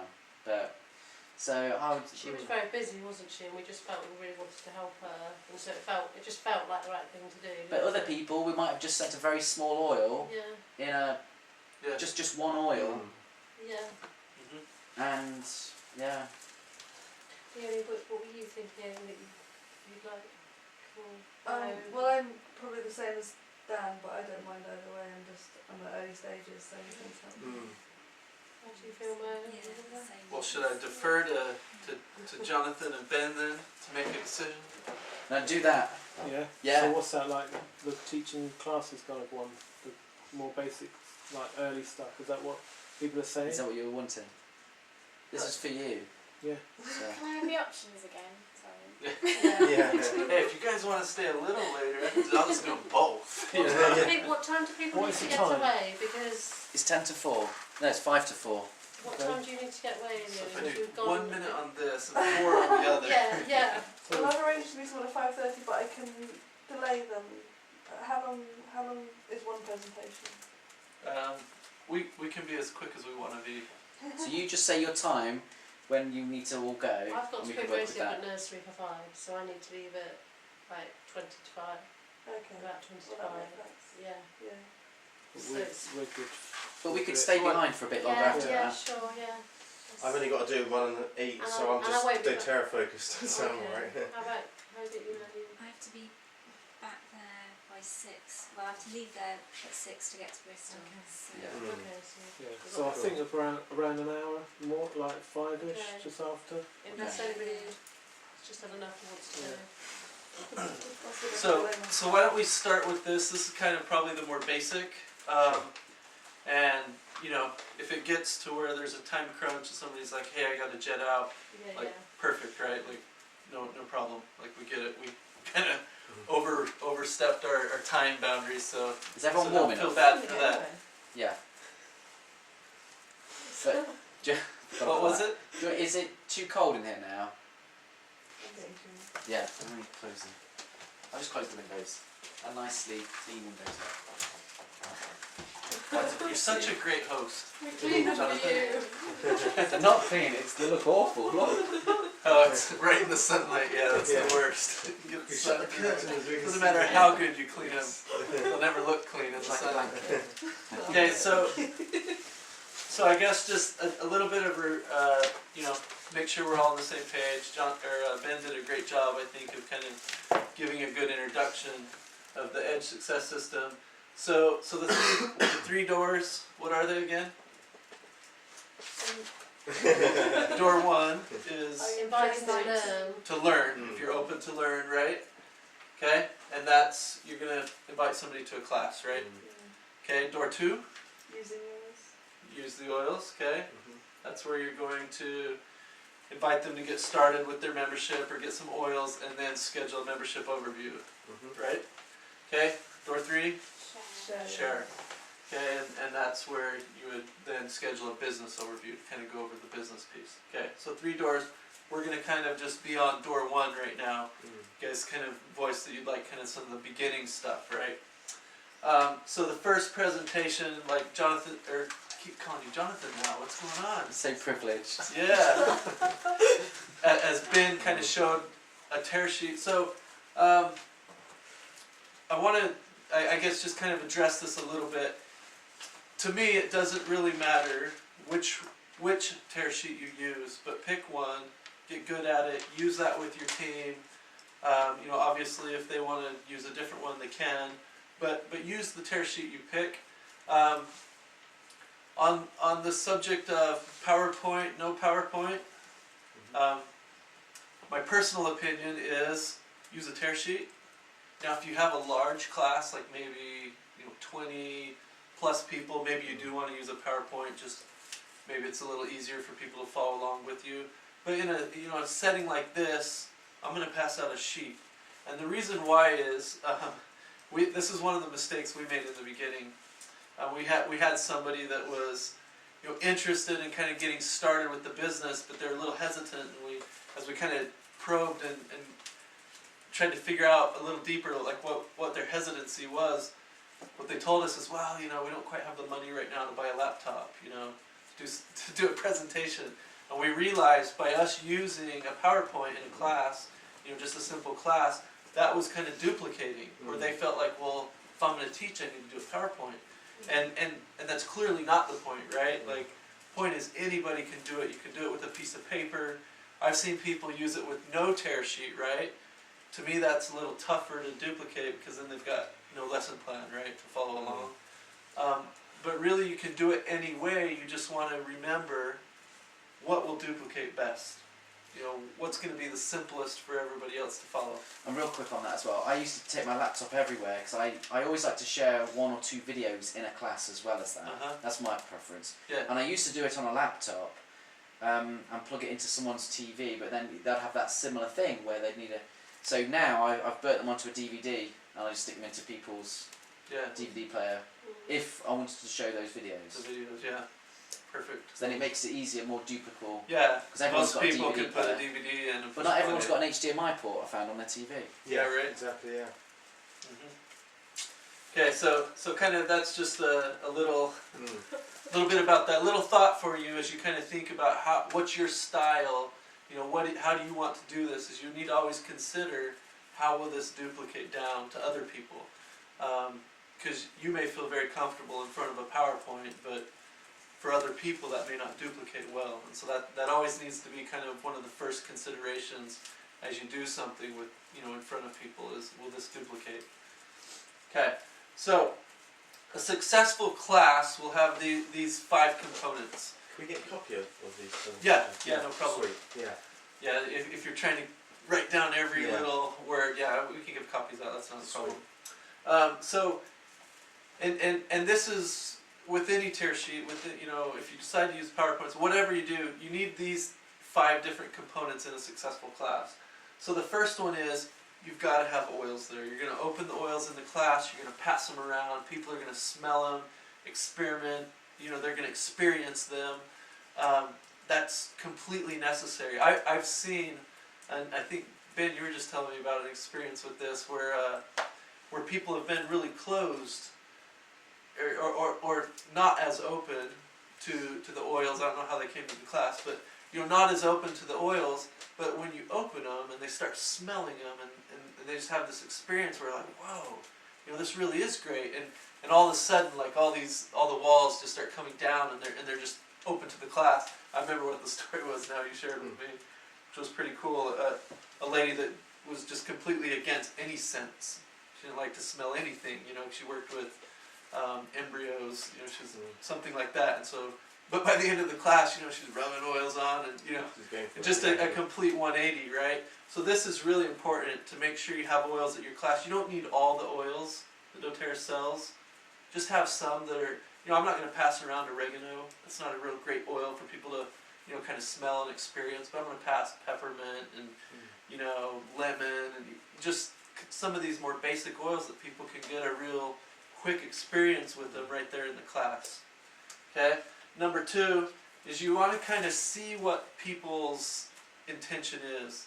See what they want at the class. I can think of a time where my wife went out to teach. It was actually, she actually did it as a favor to a friend that was, out of state, and she had called and said, hey, I was supposed to be there, some things changed, would you mind going and teaching this class for me? And she said, yeah, no problem, I'll go down and teach it. And so she went down there, and it was in this retirement community, and so everybody was kind of a little bit older, 60s, maybe 70s, and the girl had told her that they're kind of interested in some of the weight management type of products and stuff, and so she'd gone down there and she just went right into the presentation, about Slim and Sassy and all this stuff, and she said it was just like the worst class she's ever taught. Like everybody was just like completely like not interested in the class. And so after she'd kind of done her presentation and she'd talked to a few of these people, all their concerns were, well, I have this achy joint, and I've got this hip that's hurt, these things that they cared about, they didn't really care about weight management, okay? So in your class, you want to kind of know from the beginning. You can ask, you know, what are some of the health challenges or struggles you guys have, you know, that you're dealing with right now, and you can kind of get a feel for what people are kind of needing. What are they interested in the class? And it's not that you're going to teach a different class, right? You're going to use the same sheet. But if somebody's having trouble sleeping, and I'm talking about lavender, I'm gonna talk about it in that context, right? It's a great oil to kind of relax our bodies, as opposed to using it on scrapes and cuts and bruises that somebody with children might be more interested in, right? And so kind of knowing your audience and kind of understanding what they want from the class, what are they wanting to learn, that's really important to know kind of at the beginning of the class. Has anybody ever heard the phrase where facts tell but stories sell? Okay, a lot of times we want to share all the facts about the oils, or maybe about the company, and that's good. Facts are great, right? But it's the stories that really sell to people. So you sharing your own story, your experience with people in a classroom setting. How did you get interested in the oils? What experience did you have that really made you think like, oh my goodness, these have a solution for me? Sharing that story with people really opens them up to kind of think about what types of experiences they're going to have with the oils. And of course, as you're passing around the oils and you're going over the different oils and kind of what they're used for, you can invite others to share their stories in the class, especially if you have people in the room that already have some oils at home. Maybe they've been already enrolled and they're just coming to the class to learn a little bit more. Invite people. Hey, what else have you guys used lemon for? Oh, I drop a few drops in my mop bucket, when I do the floors, and it's just the whole house smells fantastic. I probably wouldn't share that story. I don't mop the floor that often, right? But maybe somebody in the room is like, oh, that's a fantastic idea. I want to get some lemon. You know what I mean? So you want to share the stories that you have, but also invite others to kind of share their stories in a class. Don't be the expert. We kind of talked about this. Always refer back to the book. This is another duplication thing, right? If you're the expert, somebody's going to think, oh, I can never teach a class, because what if somebody asks me about lupus and I don't know what to say? It's like every time somebody asks, hey, let's look in the book, let's take a look. And then people feel that they can do that too. Someone asks them, well, let's look in the book. See what the book says. Okay? The last one is tease the business in the class. And this isn't, to spend 15, 20 minutes talking about the business in the oil class, but you can maybe mention that, that I do this as a business, and if anybody's interested, talk to me after the class. Or, something along those lines, but you're going to open that door. Because some people have never heard of network marketing, don't know what MLM is, they don't know that there's like this business opportunity that's available to them if they wanted to. And so you kind of just open that door. You're not going to spend a ton of time. You're not talking about the compensation plan here or anything. You're just kind of opening the door, sharing. Maybe you could also share maybe your story of why you've chosen to do it as a business. What does it mean to you? Why, what are your goals? Where are you going? So those are kind of the 5 components. There's nowhere on your rip sheet where it's got the line right here where it says share your story, right? But you just want to make sure that you've kind of got these components covered in a class. Okay. So in the class, I'm not going to spend a lot of time here. We're pretty short on time, but just follow the lesson plan. Most tear sheets are numbered, so if you know how to count, then you know the order of the class, right?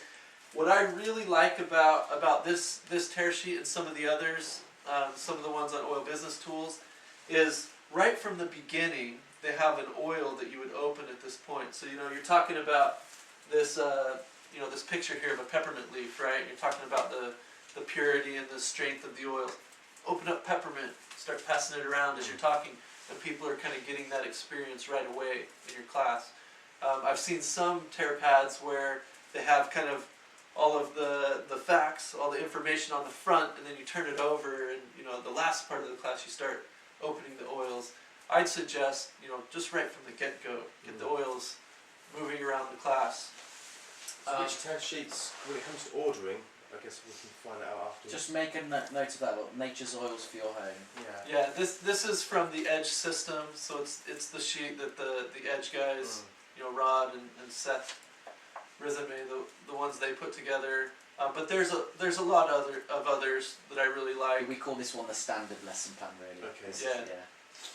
is- all of these oils are all in the family physician kit or the Yeah. home essentials kit.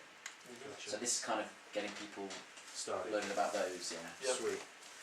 Yeah, which is it's a kit that's really accessible to most people. So you've now gone through each point. You've opened the bottles. You've passed it around. Probably the most important part of the class is going to happen right at the end. Okay, and that's how you close the class, and then after that, which we'll also talk about, what do you do right after you've closed the class, right?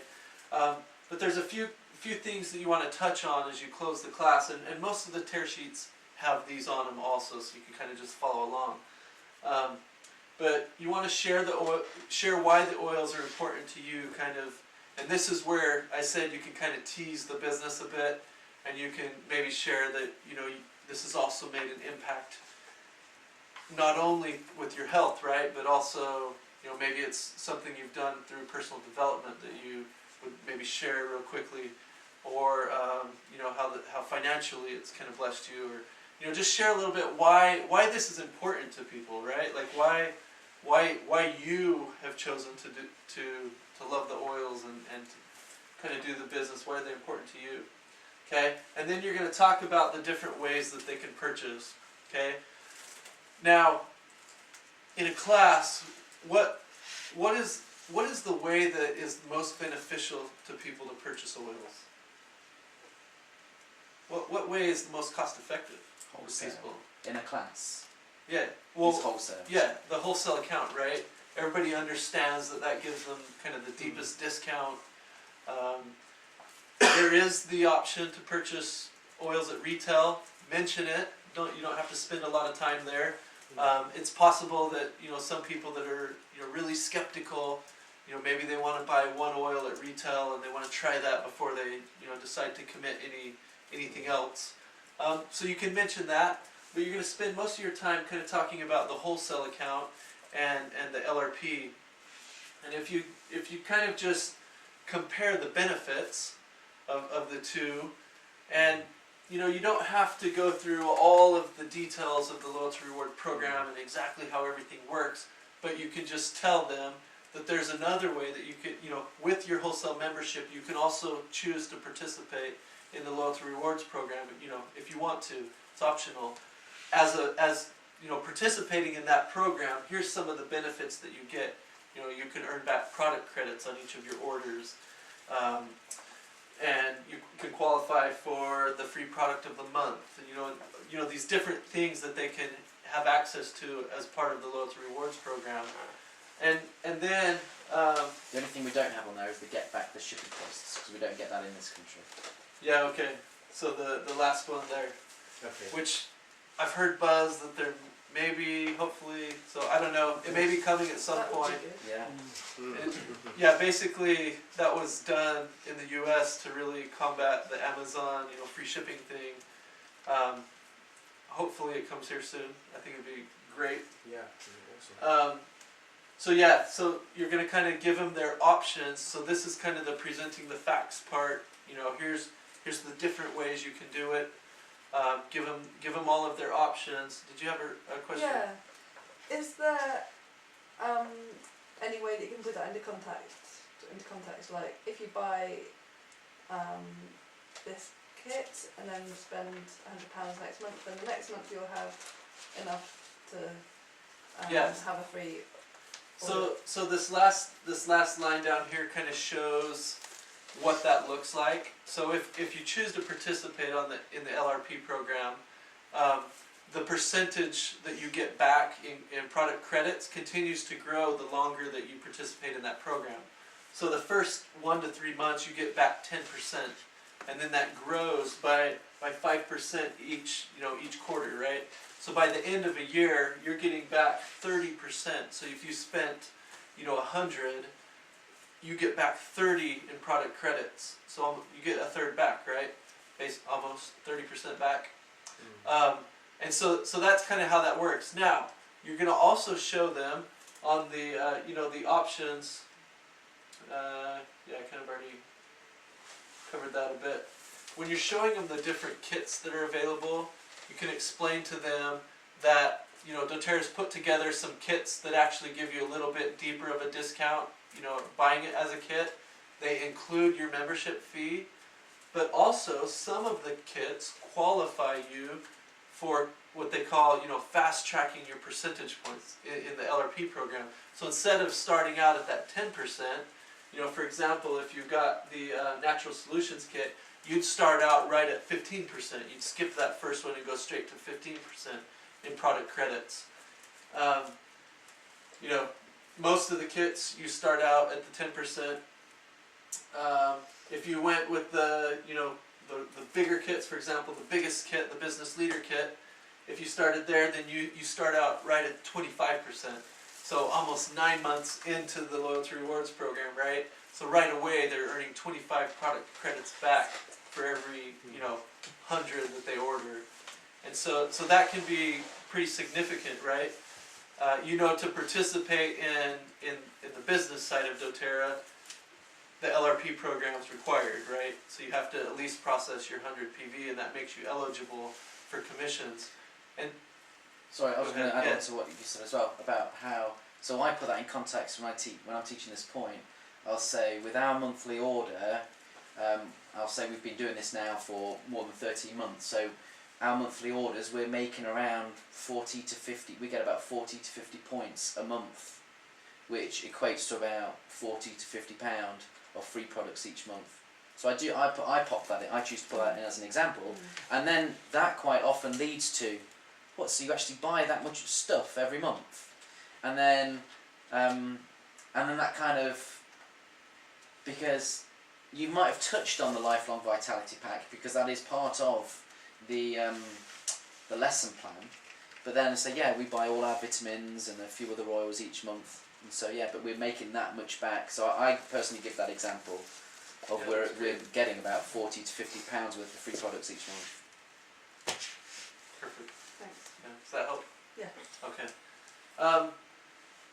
So you want to show them what their options are, and one thing I'll caution you on this that a lot of us have a tendency to do, and I know in the beginning we did it quite a bit, is we have this tendency to spend other people's money for them.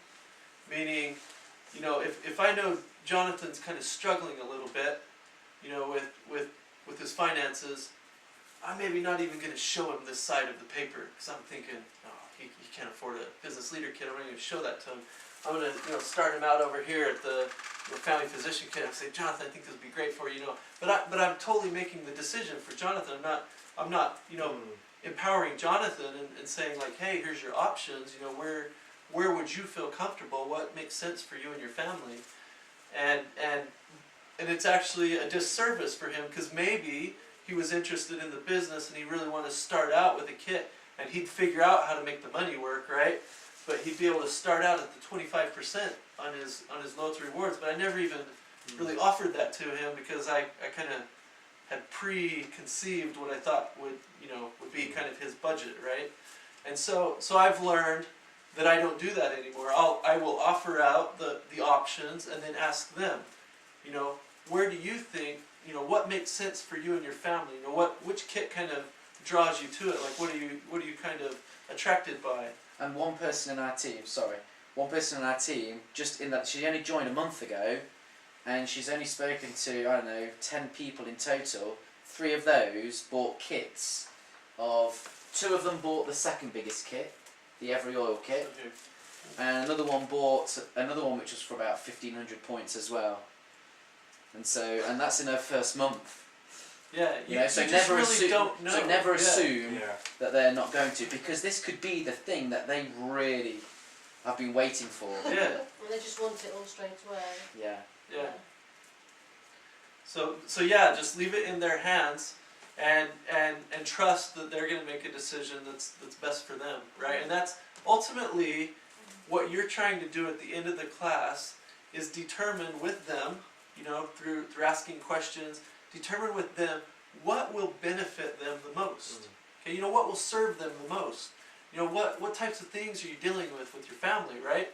Well, you know, if you've got some of these things that require this oil that's not in the family physician kit, well, guess what?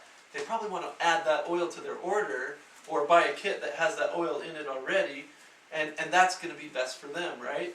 And so you really, you have this dialogue. So start with the highest kit and work down. That's kind of just a, you know, a psychology thing with people. If you start at the highest and you kind of work down, people kind of see them, they find a place for themselves somewhere in there, right?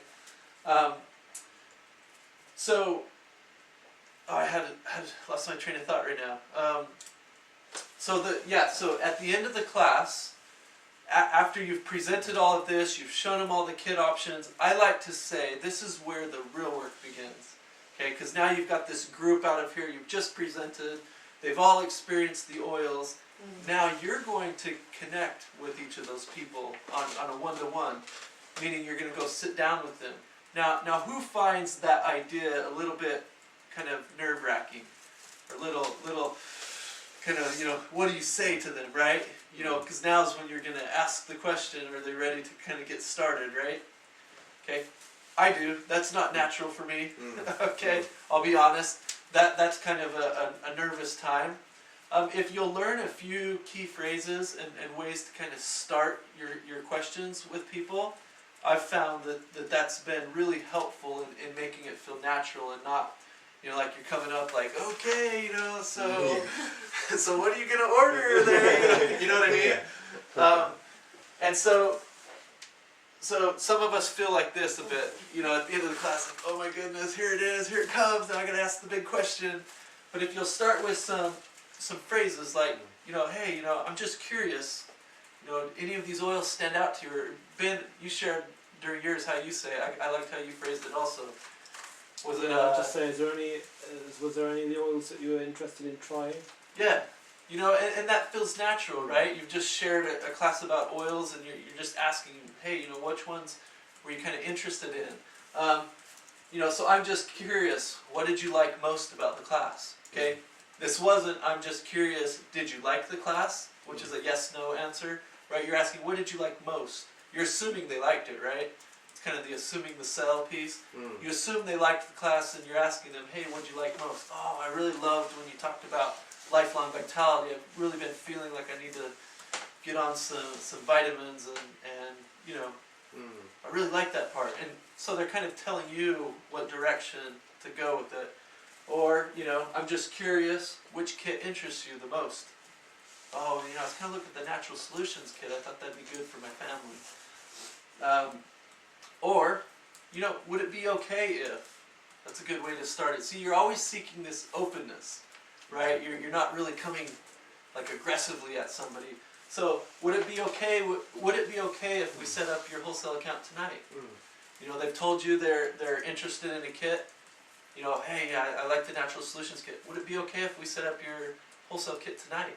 You know, that feels nice, right? You're asking for permission, as you know, as opposed to maybe coming across more direct and kind of telling them what you want to do. Or would it? All right, let's see. I'm just curious. Do you? Okay, so here's another tease, right? That you can do in this kind of one-on-one. I'm just curious. Would you ever see yourself, you know, kind of doing what I just did? You know, kind of putting it out there. You're asking for the business. So if you'll use terminology that's kind of natural and seeks for openness, then you're not going to have quite those nerves at the end of the class. And I've found, you know, like Dan mentioned earlier, a lot of times these types of things don't come to my mind very, you know, naturally or very easily.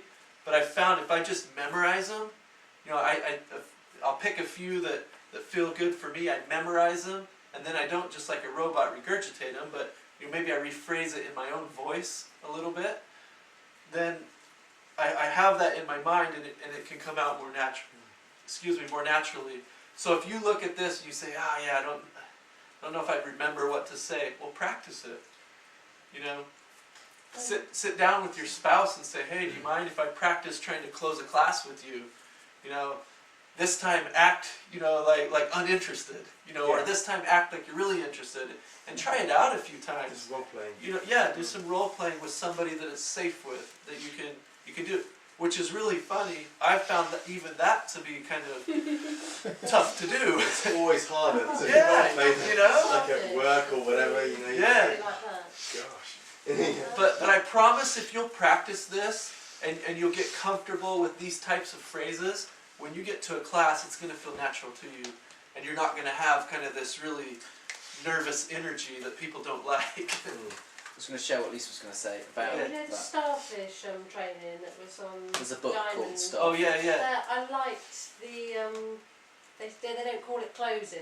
They said we call it opening. And she says at the She says this at the beginning of the very What did class. she say at the beginning? She says, look, we just want you to know that this isn't going to be one of those classes where you're going to feel pressured to buy anything at the end. And so you might come up, there might be 3 outcomes. You might feel by the end of this class, you really know which kit that you'd like to, or which oils you'd like to try and to buy. Or you might be, you kind of know what you kind of want to get, but you might have questions and we can go over that at the end. Or the third, you might just not be interested in buying anything at all, and that's absolutely fine. But you might have some friends that. Yeah, you but can think it was of about that making them feel at interested. ease, Yeah. that they don't have to buy anything if they don't want to, and just thank them for coming and hope they have a great time I and think learn she some said things. that at the end, just as she was. So instead of closing, it's opening, and she'd say right at the end of the class. So you'll probably fit into three categories now. And She said that at the this- beginning. Oh, does she? Yeah, Okay. it's Ease because them out. she Okay. says it breaks the ice at the beginning of Yeah. the class, So but they it know gets they've them got ready choice. for this. Yeah. They I know like they've that, got that's choice. great. They're not sat there feeling. Yeah. Some Yeah. people Okay, here might it be comes. Here it feeling comes. Yeah. Yeah. Build and up, build up, build up. Yeah. And others. Okay, It's now like comes the yeah. catch, Yeah. right? And Exactly. other people will want to get straight. They'll be wanting, from the very beginning. Yeah, I want to order stuff, and so it's making a place for them as well without Yeah. feeling like they're being too keen. So I just Sure. think. I think that And when you've been I like that. permission not to buy anything, then you're not in that defensive mode anyway. Yes. And Yeah, that right. can I think that might have been like good at the end, just as you're closing, Yeah, I think it was. because actually. then it kind of there's that uncomfortable. I think. there's Oh, some- Jonathan. No, I'm not saying it is at the end. I'm saying that in my head, I think I could see that working at the end, Yeah. because everyone sat there thinking, right, there's some kind of expectation now. Like, what is the expectation? I've been in classes before where you get to the end, and if you don't have stuff to say, it's just quiet, Yeah. and everyone's like Kind of Yeah. awkward. She says that at the looking down, beginning. like, and you don't know how to like change the feeling of that, the energy of Yeah. that. Yeah. So if at that point you said, right, That's, yeah, you what she you said. guys probably fit into one of 3 categories. Yeah. You're gagging to get going and you want to buy a kit. Yeah. We can come around and help you Right. decide what you want. Two, You're interested in a few oils, but you're not sure, and you've got some questions. We can help you, or you're just not interested in buying anything. Either one of those is totally But fine. with Let the us not- know. Like But with the not interested buying anything, it's but you've Might have probably some got friends. So don't Because let it's them referral, walk out it's- the door yeah. because referrals they've going, got Yeah. they're like a walking. You're not Database interested, but you of probably people. know somebody that would be Yeah. interested. Yeah. Yeah. But at the beginning of the class, they made it clear at the beginning that this isn't one of those classes. It brought a nice Yeah. feeling into the class, like Yeah. Leonie said But about that the was elephant in the room. but that was at the end, like you said, Ben. I'm sure it was. Yeah, because it's there- that there is a uncomfortable part I've feeling. heard. I've heard the training. Yeah. Where there is a And part I like where that. That's you what set I'm them at looking ease in the for. beginning, and you kind of say, look, So I've it's also reverse seen where psychology, it's just- I've also seen, and Teresa Harding, she's one of the, Mm. one of the distributors from the very beginning, and one of the things she does, that's another idea that you can, take or leave, but she'll actually pass around the price list for everybody to have at the beginning of the class, because she said, I hate going to class, I hate going to these things, and, at the end they tell you how much it costs, or, Yeah. you get all excited about it, and then they're like, and here's how much it costs. So I'm going to give you the price list right up front. You can use it as a checklist. yeah. You tick off the boxes of things you're interested in Yeah. as we go through the I class. think Yeah, we all yeah. kind of do that. Yeah. I do it. You Yeah. do it. And, I and that don't can do it. kind of set them at ease also a little bit. But I do like that if you'll set them at ease at the beginning of the class and then at the end of the class, Yeah. you know, make a space for everybody, right? Don't feel like they all need to be Yeah. in this Yeah. one, you know, this one way or another. In saying that, you have got to be careful, because I have seen before people kind of say, like, get a little bit nervous, and what comes out is, like, there's absolutely no obligation to buy anything, and that comes out a couple of times through the Yeah. class, and that tells people they don't want you to buy Confidence. anything, Yeah, you yeah, know, yeah. subconsciously. So you, like, don't get in a flap and be like, you know, there's no obligation to buy, and Yeah. say it over and over. Right, Because right. sometimes that can happen, and like You're it's, doing them an injustice as well, because you're stopping them from moving towards something that. Well, if you stick to the Well, three how things, well- you're kind of saying to them, you're keeping it really cool. You're just saying, you know, there's no pressure. But for Yeah. those of you who do see the value of this, Yeah. your seed kits that you're going to want, and Yeah. others may have questions. Yeah. Happy to answer to help you out with whatever questions you have.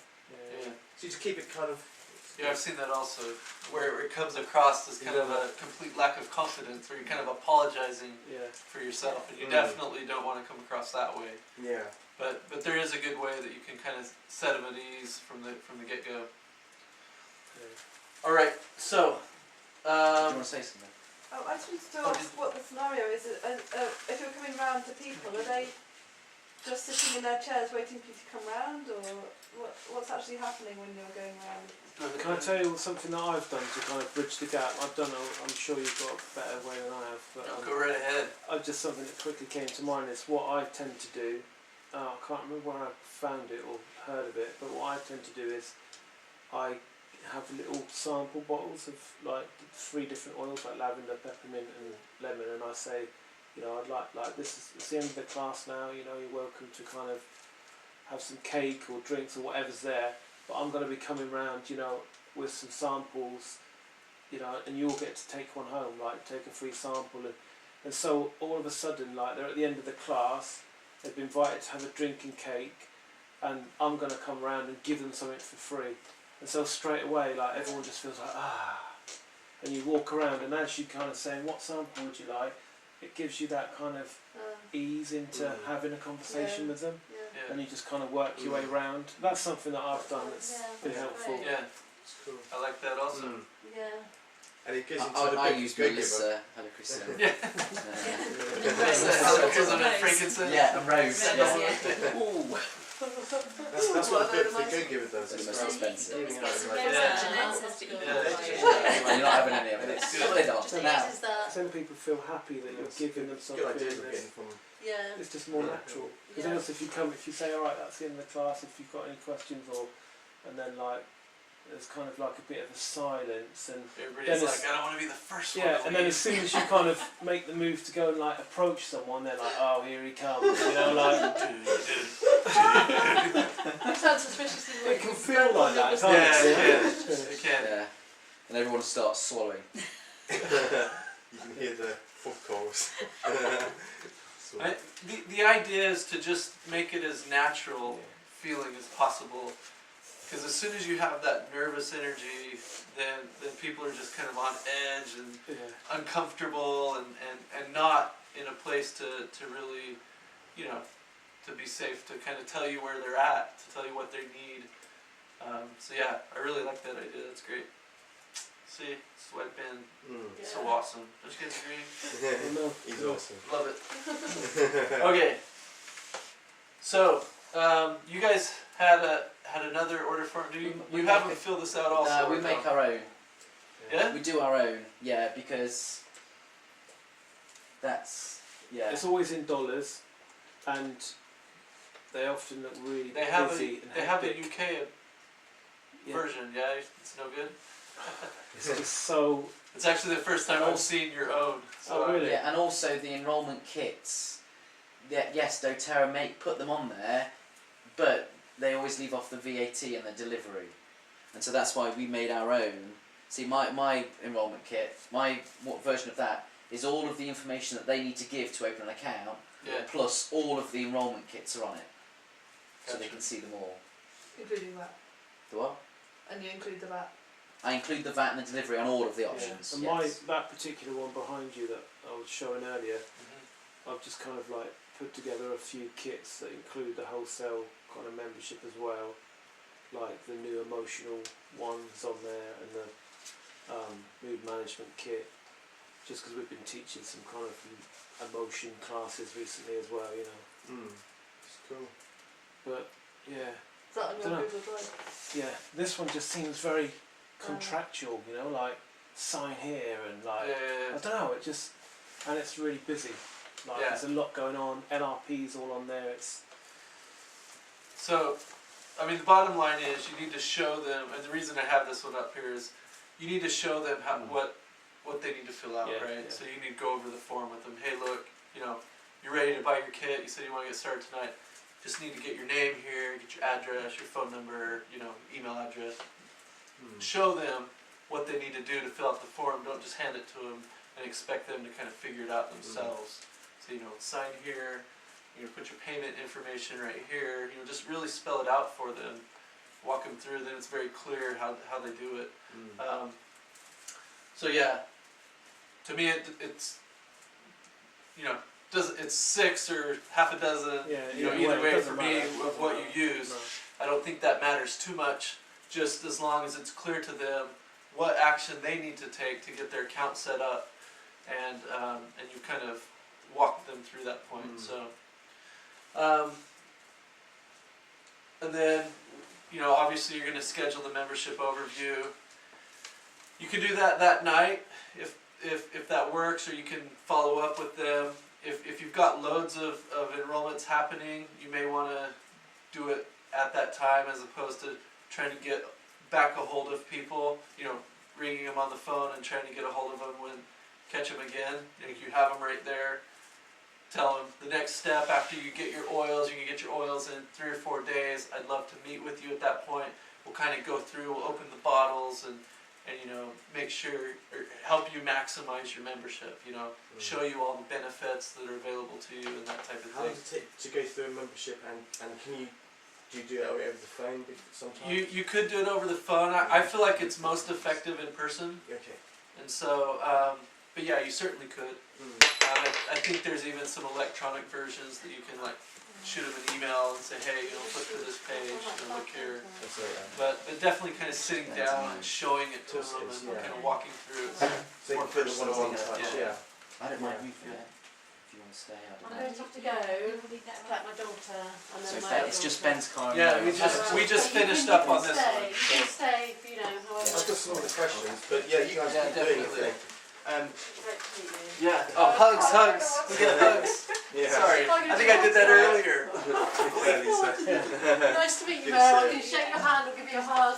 I'm open So to we all. We might have the information. Take So care of me. so what I'm I'll going to do is, get some because, age to do over. Yeah. the way that I'm I going to be doing things What should we do? is I've been also thinking, once let's I get just myself wait financially a day and then ready to go book on. full time. Okay. Is that? Are you all right Yeah, with so that? very soon. Yeah. Just But, to. It'd be good to find out Because what if it he does does. happen the in same way like Bristol, myself, but you're- then I I don't want to wait contracts and accounts, equally. Yeah. and, So should we speak and tomorrow? I'll just Yeah, yeah. cold calling. I really. The Are you going to be business there that I wanna tonight? No. kind of- I'm Like, not. we I'm talk not about this class, because for me, I'm I've used gonna up all my whittle it down babysitting credits. to try and find a way and of yeah, presenting I'll it. just be dumping Okay. them. I'll be Very picking them up nice, and smooth dumping them way in to- a little. No. But companies or I'll try and come to the next one and go maybe to do London, so it the other way around. Yeah. Yeah. Alright. Okay, nice She to goes meet to work you. in the centre, and I just Take go check care. out the different businesses and I start networking. I can't Okay. do Try and- brains. I don't know if And do you- you there's know, anything that you Richard should Brand? recommend So to your so my to get it brother-in-law. across So my nice, husband clean, is Yeah. married to clear message. Richard. Yeah, I recognise the name. I thought you might be married to Richard. sometimes- Are you Okay, wanting right, this to be so- kind of Right. as a So is it- replacement what of was a your class, husband's or name? as kind of Jeff, just yeah.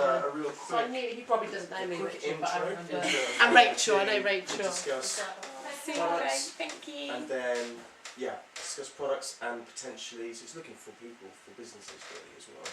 That's the thing. So for me, I'm gonna be as I'm out travelling around. That's the thing I want to be spending a lot of time doing, Okay. as well as obviously the classes which I'll get Jonathan to help out with Yeah, in definitely. different areas. But for me, I want to find people who run businesses. Yeah. So So Can I move your car as well? Just Yeah. back a bit. yeah. The handbrake or Yeah. Don't leave mine, so I can't get it out, because you know I'm useless. leave it perfect. Don't worry, mate. That thing is. I need it facing the That's right used for way. banger racing, that is.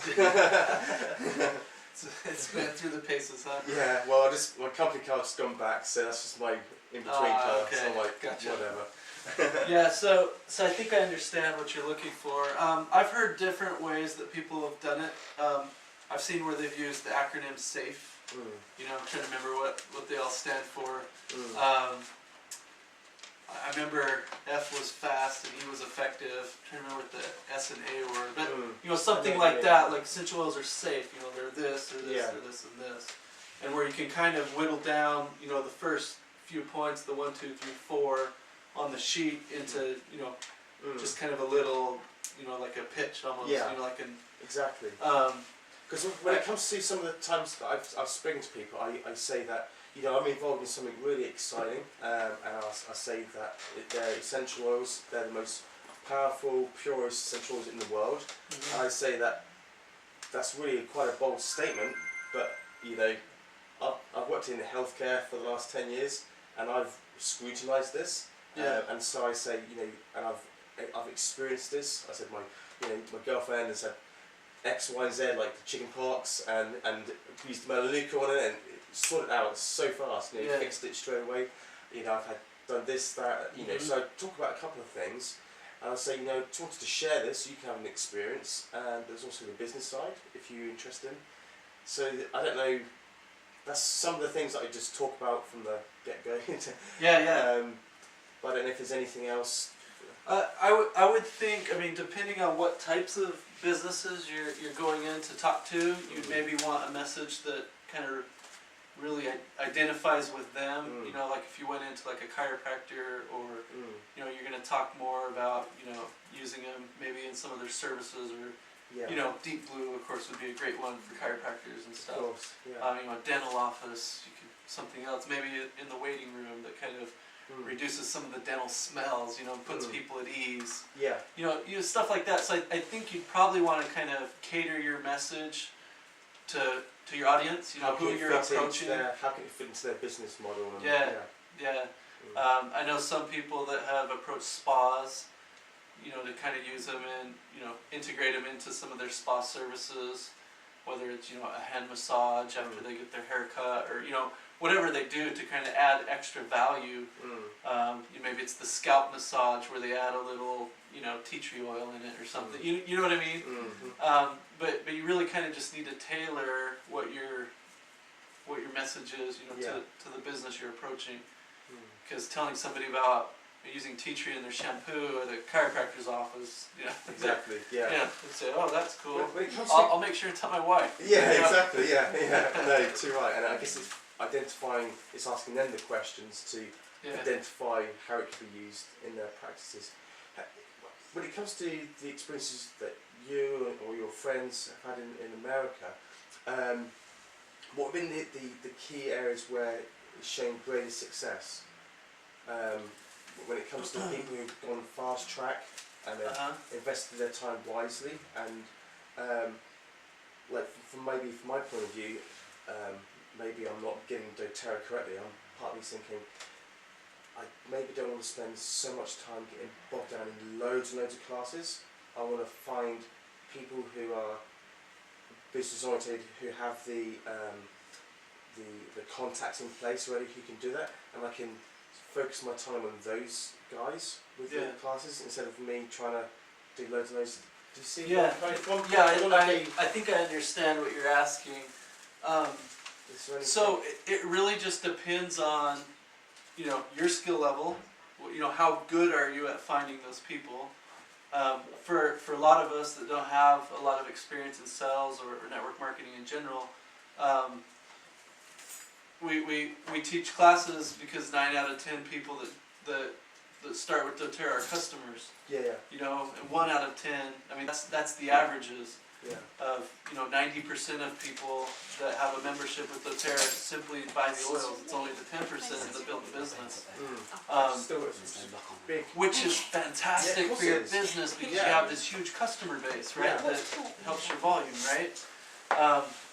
And it speaks to the effectiveness of the products, and that they actually work. People are continuing to just order the products even though they don't even care about the business. They Yeah, don't have any exactly. interest in that. Okay. I searched on it. So I guess as an example, there's a lady I know that she's very well connected. She's already spent a lot of time building her network, and when she was introduced to doTERRA, she decided that she was going to go diamond very quickly, and she did it in 60 days.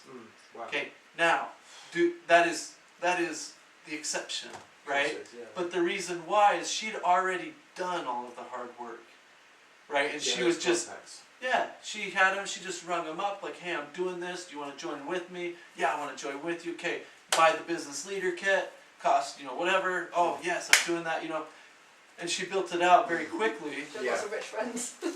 But she already cultivated that network. She had spent years before as a business owner, making these relationships with other business owners, and so when it came time that this came available to her, she just tapped right into that network that she'd already created, and she used it, right?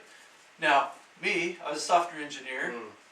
My network was a physical network on a computer. They don't buy oils. No, they don't know. You know what I mean? Yeah. So for me, I couldn't do that. I hadn't put in the time to create my network, right? So everybody has to put in the time.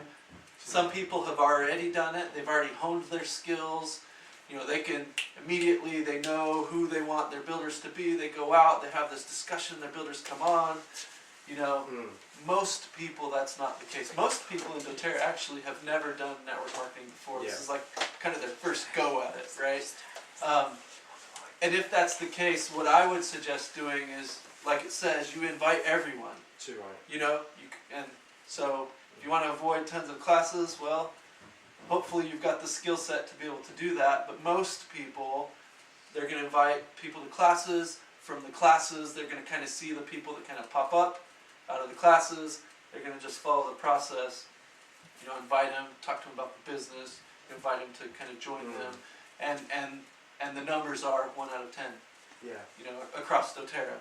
And that's not to say your numbers won't be a little higher than somebody else's, but yeah, I would, so if that's your plan, I'm not one to say it's not going to work. You can't do it that way because to see what.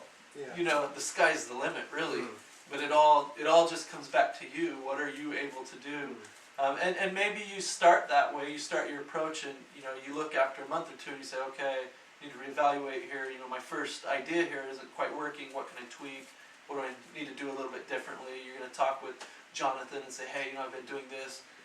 What are, give me some feedback. Like, what are some ideas? What do you think I can do a little bit differently? And yeah, you just kind of tweak it till you find the way that just works for you, and then you just run with that. You know what I mean? That's cool. Yeah. So hopefully that's helpful. So where are we at, Ben? What do you think? I know that actually took a little longer than I thought it was going to, but I think it was good. Did you guys have some? I mean, maybe we just question and answer right now. That'd be good. I think if we jump into the other one, we're gonna. We'll be here for dinner, if you don't mind, Jonathan. Yeah. There you go. So, does anybody have any more questions for Ben or Jonathan or for me? It can be on topic, off topic. You've got our ear right now. Like, shoot, right? Anybody need a nap? You seem very comfortable over there. One thing I mentioned when it comes to talking to some of my friends that I've started using, and tell me, I was going to mention it to tell me if it's kosher or not. And I say that when it comes to drugs and that sort of thing, there's synthetic replications of the natural products that are out there, for instance. And and I said, well, the reason why these are so powerful and awesome is the fact that they don't have the artificial thickeners or different things in them. They're pure, 100%. And so is it okay for me to say that these are the natural versions of what you get synthetically from Boots of the shelves. For me, I don't have a problem with you saying that, but you guys tell me that cool to stay here. Ibuprofen comes from willow bark.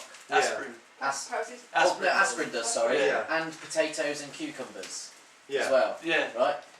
And you could say that morphine is a synthetic duplicate of an active ingredient found in unripe poppy seeds. Yeah. And that's as far as I go into Yeah. it. But I also say, like, in lavender, and I use this opportunity to open the book and I say, look, if you look at lavender, you can see all the many things that lavender's good for. And lots of these are unrelated things, and that's because there's over 200 known chemical compounds in lavender alone, which all do different things. Which was something I found. No, thanks, Jonathan. And something I found just interesting, maybe for everybody in here today. I just found something on the BBC that they, because there are issues when it comes to the antibiotics, they've just found a medieval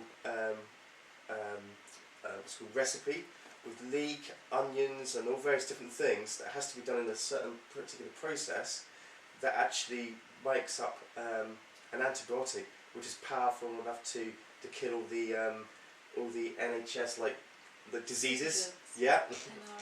And they've just found it, and they found it in the labs. Like, this is just crazy. It has to be done in a certain way. They've got to use something from Eye of newt. a bladder, or the part of it is the goal of something cow's stomach or whatever it is. But they checked it out and they're like, it's crazy. If you want to go and say that, then no.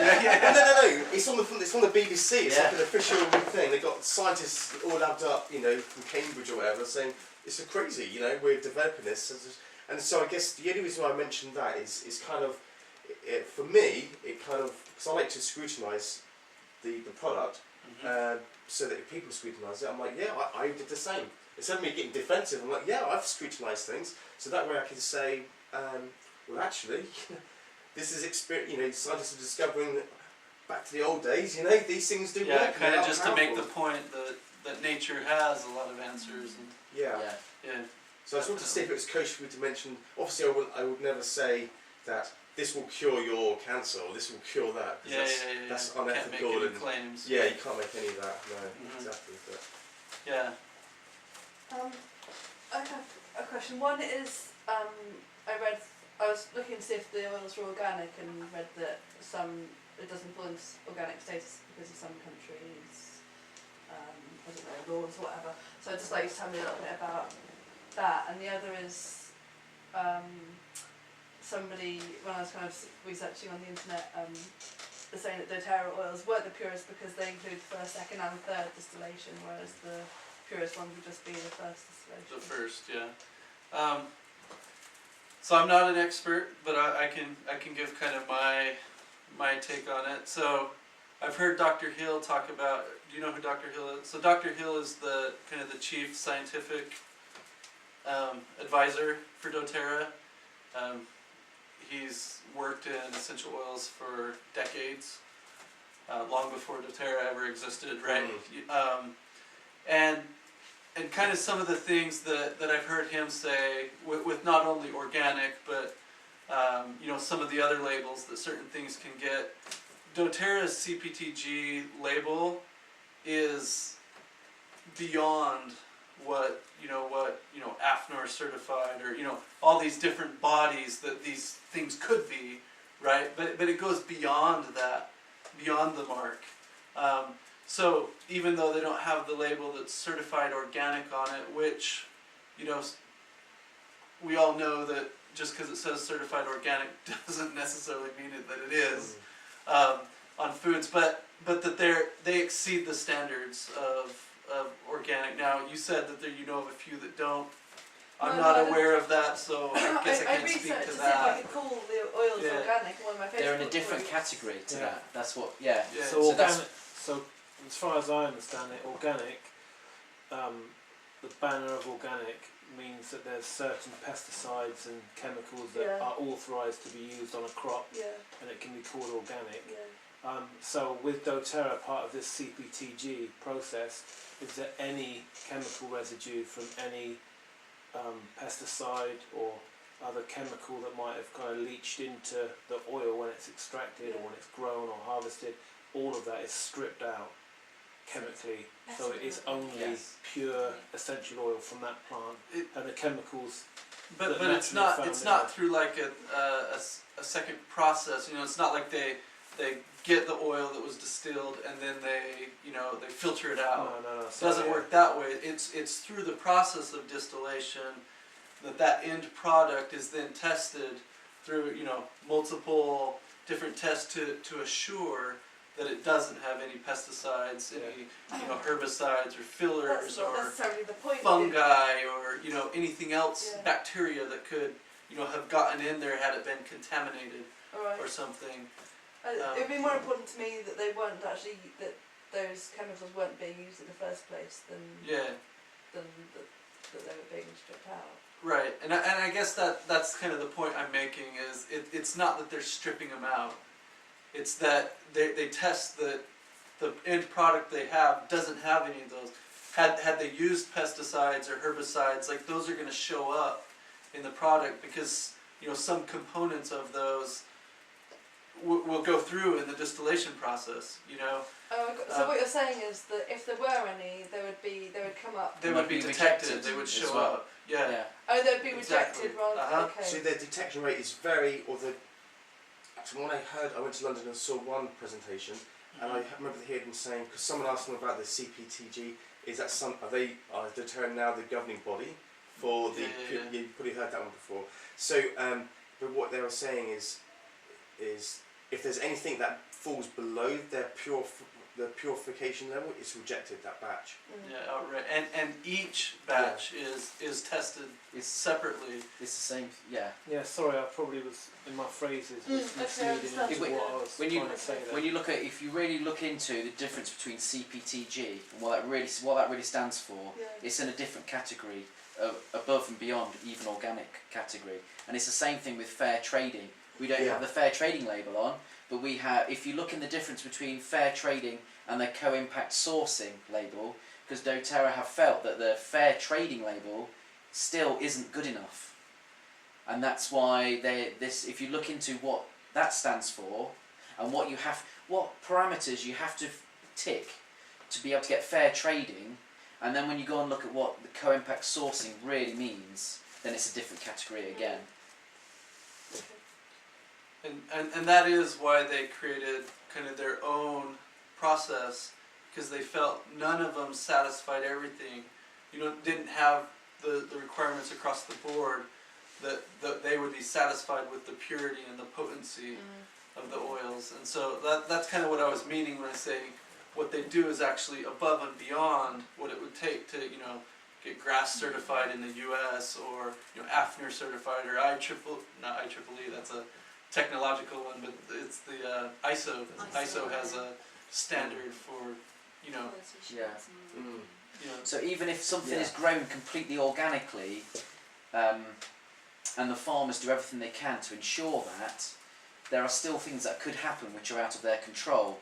And what doTERRA do, and no other company goes to the lengths that doTERRA do for this, there's 6 tests, and a third party, at least 6 tests, which a third party company, an independent company, test first, and then if it passes that, then it goes to doTERRA, and then if it passes that, then it goes on. And so they kind of happen along the distillation route. Yeah. It's not just So even if it was Yeah, organic, after storage, You when might- they get that container out to use it, they test it again. and even if it was It's grown like- organically, Yeah. there could be some acid rain. There could be all sorts of things that could Contamination, happen. And like doTERRA test every single batch, and it's not just one test. There's at least 6 tests on every single batch by a third party and by doTERRA to absolutely ensure the purest whatsoever. And there's something that doTERRA look out for this. It's called the ARC plot. And because the whole testing can be, for people like us, we don't know anything about essential oil chemistry, like all these scientists. They've made this thing called ARC plot, which it shows you all of the tests of all those individual tests on each oil. And when they test an oil, if it falls out of the shaded area on this 12, it's a 12-pointed star graph. Oh and they for each oil it has its own shaded area, and if one of the tests makes that oil just slightly out of that area, then it's rejected. And so what I say when people say to me about other brands of oils or Neil's Yard or any of them, to keep it all nice and diplomatic, I think we had this chat already, didn't we? In the room, I would say whatever company you might be using or whatever, go back to them and do some research. Ask them what tests they do and how regularly they do them, and if they have any third parties testing them and how regularly they do them and what tests they do, and then you can compare that against with what doTERRA does then. And kind of from a just a logical thinking about it standpoint, one of the reasons that it's you gotta go. Sorry, You're on your I'll way, see Mo. you Okay, in perfect. about 2 hours. Yeah. Yeah, get something to eat. Down in 5 minutes. Yeah, 2 in a bit. Yes, So logically thinking about it, the differentiating factor between doTERRA and the other oil brands is their purity and their potency. So they're absolutely committed, Yeah. at the highest level to maintain that, Yeah. because that's what separates them Okay. from the rest. Yeah. And were they to kind of compromise that and say, oh, well, we'll just, this was cheaper, so we took this, and that were to come out, it would completely destroy him as a company, Yeah. because that's what they've built the whole company Yeah. on. And so That's a even good kind of argument, logically, you can look at it and say, yeah, they have to do this. They've staked everything on this. Yeah. And so it's a great question that I don't have I understand what the first, the second, and the third are, but I don't have a lot of experience with it. I've heard Dr. Pappas say one time, we feel that the complete distillation is more whole. it's more whole. It's you're not just getting kind of the higher notes that came out quicker, or the the lower notes on the back end. You're getting the full holistic spectrum from that plant, and so they feel like that has the better chemistry. That has That was that brought up at the convention, and Emily Wright, one of the other executives, brought it up. I don't know what I just missed then, but she actually raised that concern that we've seen this thing on the internet, all about the first, second, third. This was Ylang Ylang, and she actually just spoke about all the science and brought it still up and said, I'm sorry, but that's just not true. Right. And with all of our expertise here, we can verify that is not a true. Cool. And Do you she know backs it all up. what's also good is the proof is in the pudding. Like my girlfriend, she just had shingles and chicken pox, and I was using tea tree oil and lavender on her cake, and it completely, like the shingles, where it was aggressive, it literally subdued it straight away. So the following morning when it came to checking it out, it completely the white sections where I'm not technical or anything, they had subdued completely. They'd gone, is the word, and it was drying it out. Then the following night they came back again. We applied it like 2 or 3 times during the day, and so when it came to the time of her going to the doctor, he said, "Oh, you've just got a mild case of chicken pox." And she, we don't even think it's chicken pox, but she'd been applying it on all the areas, and we used the melaleuca and the lavender, and just me, before and after. Exactly, but it was so powerful, and I said to my girlfriend, I said, well, they are powerful, because she's the one who kind of got me into it first of all with the On Guard. Oh yeah. So she's her I family now. got rid of a verruca in 3 days with oregano, and I wish I'd done taken a photo every day. Yeah, just Okay, because I'm trying the same as well. What was it? Did you say? a verruca with oregano. What is that? That's a plantar wart. Oh, war. Okay. Yeah. I don't know that word. Charlie horse. Planter war. Okay. So And you used Melaleuca, you said? No, oregano. Oh, oregano. I think I've got a wart. Yeah, oregano. Yeah. I think Oregano. oregano, yeah. I think I've got a wart here. I don't know. I've never. So It's that's more what. like a plaster to me. Yeah. So that's what I did. Yeah, it looks like a band-aid. What I did with the verruca, and I'm doing the same thing with this. I tried everything from the chemist to get rid of it. Everything first, and then I just got oregano, and I tried to put it on, just like wiped it on, and that was it. But it still really didn't do anything. You And so want I to got a sting? plaster. I got a fabric plaster. Put 1 drop of oregano on it. Put it on, and it neat. And it did. It felt like it was burning a little bit, but I wanted it to kill the thing, Yeah. so I didn't care. And so I just put my sock Set over the fire. top and went on over the day. Yeah. And I did it again the second day. Just put a new plaster on, 1 drop, and then I did it for 3 days. On the 4th day, it completely gone. John, the so the verruca and the walls, they're the same It's viral like infection. So Oh, cotton, what yeah. happens with the verruca I was gonna is say, that she never it put it in there. feeds I was like, from no, the air no. from the outside. Yeah, cotton balls. So because we had someone with Yeah, really we've done that with our kids get with many verrucas times. before I knew about Little it. metal. We actually And the just best put thing it on our was feet and duct just kind of tape. rub it Yeah, I around had the that. ear. Yeah, on the foot. We that tried behind the everything. ear, on the Okay, so it earlobe, turned you into know, a cluster front. verruca and it was massive like and really fast. painful. So if you can Well, part of stop the the air getting to the verruca, then it Probably kills what's it. last again as well. Yeah. So if you put oil and On then the duct duct tape. tape, what that would do then That's is why I just keep shaved my head. I it shaved my hairs there. So Oh, yeah. done. Okay. But it took about 2 weeks for us to get rid of this massive cluster verruca, and like you could see all the roots in the end, like they were like little black hairs. Wow. Yeah, I don't know Jesus, if it's you'll- dying. Really? But it's fine. The Might not skin's be as fine common. around I mean, it you because can always it's watch got it. I such don't know blood if you can get a supply, fast track. but the verruca can't get its oxygen from Yeah. the top. So Yeah, yeah, so that would it's be a just really fun. powerful Maybe combination of Jonathan duct tape Ben and will have a oil. better idea. In the US, it would never fly because they always check it with social security number. Do they? And you're not allowed to do that. You can only ever have Yeah. one account. Okay. So I know that's the intention Because I've here. got it under his. Always late. The logistics. His address. I I'll don't be know. there at 5:30, so you'll be here Yeah, between 6 so- and 6. So I don't know how easy that would be to do here. I know. Tell we're gonna If you get were on to just ask well. them, So, you know, hey, can I do this? They'll tell you no. so enthusiastic. Yeah. Is it still Well rolling? done. See, Pardon? yeah. Yeah. Still rolling. Yeah. Because I want to. Still In rolling. other words, can you keep it all professional, please? The only wants to know exactly what's going to be discussed tonight. So, Is it, yeah, the business opportunity? So, Roughly. yeah, so basically what we'll go over is the information in the business overview, Yeah. more or less. Ben has some stuff that he shares kind of about the company. doTERRA kind of gives an introduction to the company, which is real good. And then I kind of just go over compensation plan and ranks, you know, the same stuff that you'd go over in a business overview. Kind of give people a flavor of, hey, what's possible with doTERRA, and then, you know, a little call to action, like, you know, if this you know rings true to you at all, or you're interested in this at all, like, let's get started, like, let's schedule a class and get going.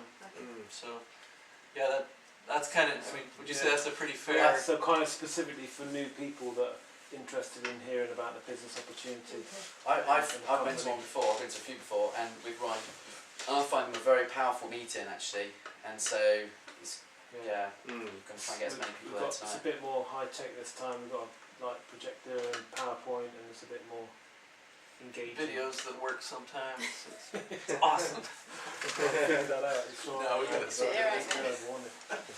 First time it's like, play. Oh no. You know, that silence, and then really well. you see Laura start to fidget. Hey, does anybody want some water? Yeah, and You were you getting can, nervous, weren't you? you can tell if it's a speech which isn't at the boot camp we went to. All the speakers were great. There was just one. Oh man, Which was a bit, bless him. and then everyone just started putting on oils, Yeah. and, you know, to try and either stay awake or to keep focused, and that should be a cue. And I looked around and everyone was like, "Have you got any peppermint? Have you got any in tune?" That should be you start smelling this peppermint mist coming at you. It's like, oh, I better step up my game here. Yeah. Okay, well now I know. You guys whip out peppermint in class. Oh, Yeah. Now I poor know chap. The shadow. No one's doing your Yeah. waffle. Like, What exactly do you mean?